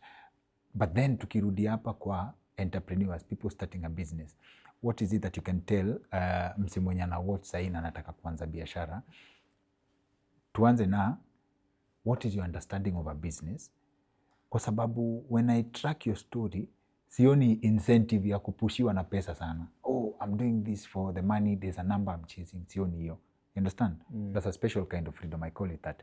Then, what is your understanding of a business, and where do most entrepreneurs in Kenya go wrong with regards to starting and running a business? Okay, that's a loaded question. But the way I look at it in terms of businesses is, at the end of the day, it starts with the customer. The customer has a need, a want, a desire, right? So your challenge is to, first of all, clearly understand that need and assess yourself. Are you in a position to efficiently satisfy that need at a cost that is way below what the customer is willing to pay for? Below what the customer is willing to pay for? Absolutely. But the value is above their expectations. Because before a customer parts with his money, he has to have already valued what they are planning to get. You have to offer, right? Yeah. And they also have a particular quality, they have a cost, and they have something that they have in mind on what they're expecting to, and that's the value that you offer. So your goal is, how can you offer that product efficiently at a cost that is way below what the customer is willing to offer, and then that's how you make your margin. So if you can, so the question is, and this is where some of these even lean principles come into place, because you have to figure out how can I, if you find a need with a customer, you have to ask yourself, can I be able to efficiently meet that need and be able to make money? And sometimes, you know, you really have to do your market analysis and understand that, you know, there's some people, there are some customers who won't just give you a business until they actually trust you and do it. So the question would be, in this business that I want to get into, do I have the stamina to do what it takes for the customer to trust me? Sometimes it might be operating for a number of years without making money, right? To win the customer's trust, right? And this is where sometimes things go wrong, because if you get into this aspect just because of trying to make money, and you realize that, number one, you know, sometimes maybe you may not make money immediately. You may require to stay long enough to win the customer's trust and be in the market for a while. So if you're not prepared to deal with what it's supposed to be able to win, you will give up along the way. You know, you will give up. I mean, you will wonder, you wonder, what is this for? I came here to make money. I'm not making money, so close shop. And that's why we always say, try to get into a business that you have a passion for, so that you will be able to come up with creative things on how to enhance that business when no one is paying you, so that even when the season is tough and no one is paying you, you're enjoying the process. Yes. And that's why you continually refine it until you actually come up with a product, and then the customer will reward you for it. So I mean, there are a lot of dynamics. What I've seen people fail here, I mean, there are factors that are outside, you know, macro factors, which we're not discussing, you know, like a policy change wipes you out of business. But we've also seen an aspect where people get into business without a very clear understanding of what the customer wants, a very clear understanding of how long it will take me to make money. So they want to become overnight millionaires, you know. I mean, they go try out a few things, pour money here, and then, you know, kind of like the way I went to do my tomato business, you know. I'm like, nimechora mahesabu. I'm like, well, you know, I'm going to make a bit of money here. Let me go splash into this farming. Boom. You go into it, pour money, and then you realize the reality of things, it's not happening, and then you quit along the way. So instead of kind of really refining that business, you know, refining it over and over to make sure all the kinks are out, to make sure you have a well-oiled machine that is delivering that value efficiently, that, you know, the cost for it will be lower than, you know, all those kind of elements. And it takes time, and it takes a lot of devotion. And that's why the passion comes into play. Because if you're not passionate to go that extra mile, to continue to do this when you're not making money, is tough. Okay. You know, so there's that aspect. But there are many other aspects, but I think we'll share that. Hapa tu umesema. Of course, I'm sure if your schedule allows, we can plan for a part 2. But then, I don't know, Kama, you are able to speak, as a final thing, you're able to speak to a principle that I believe someone either said on this show, ama nilikutana nayo mahali. Sometimes I get exposed to too much content ya business, mpaka unazashindwa kuattribute kabisa, but nikikumbuka nita-attribute kwa another episode. Kuna statement mtu alituambia, in business, you don't make money when you're selling. You make money when you're buying. Umeisikia hiyo mahali? Yeah, I've heard that. Yeah, that is very true, because technically what they mean is this: you'll make your money when your costs are lower. But how are you going to get your costs low? It's, you know, it's the inputs that you're going to buy, right? If you buy things that are expensive, that will be way up than what the customer is willing to pay, automatically you've lost, right? So, you know, so you have to look at these activities that are contributing to your costs, which would be your materials, your labor costs, your rent, you know. Those are the items that are contributing to your cost, and you will win when these activities, when you are able to get the right deals for those activities to make sure you're lowering your cost. So in a way, he's trying to tell you, you make money when you're buying, but you're making money when you're buying your ingredients, your raw materials and all, because you have to buy. The process is more important than the... Absolutely, you see. Asante sana. I'll not add one. Sita add kitu ingine yoyote. Asante sana for making time for us. Na asante sana for agreeing to come to our show. Mimi nime-enjoy this top shelf conversation. It's been a pleasure. It's been a pleasure. Asante.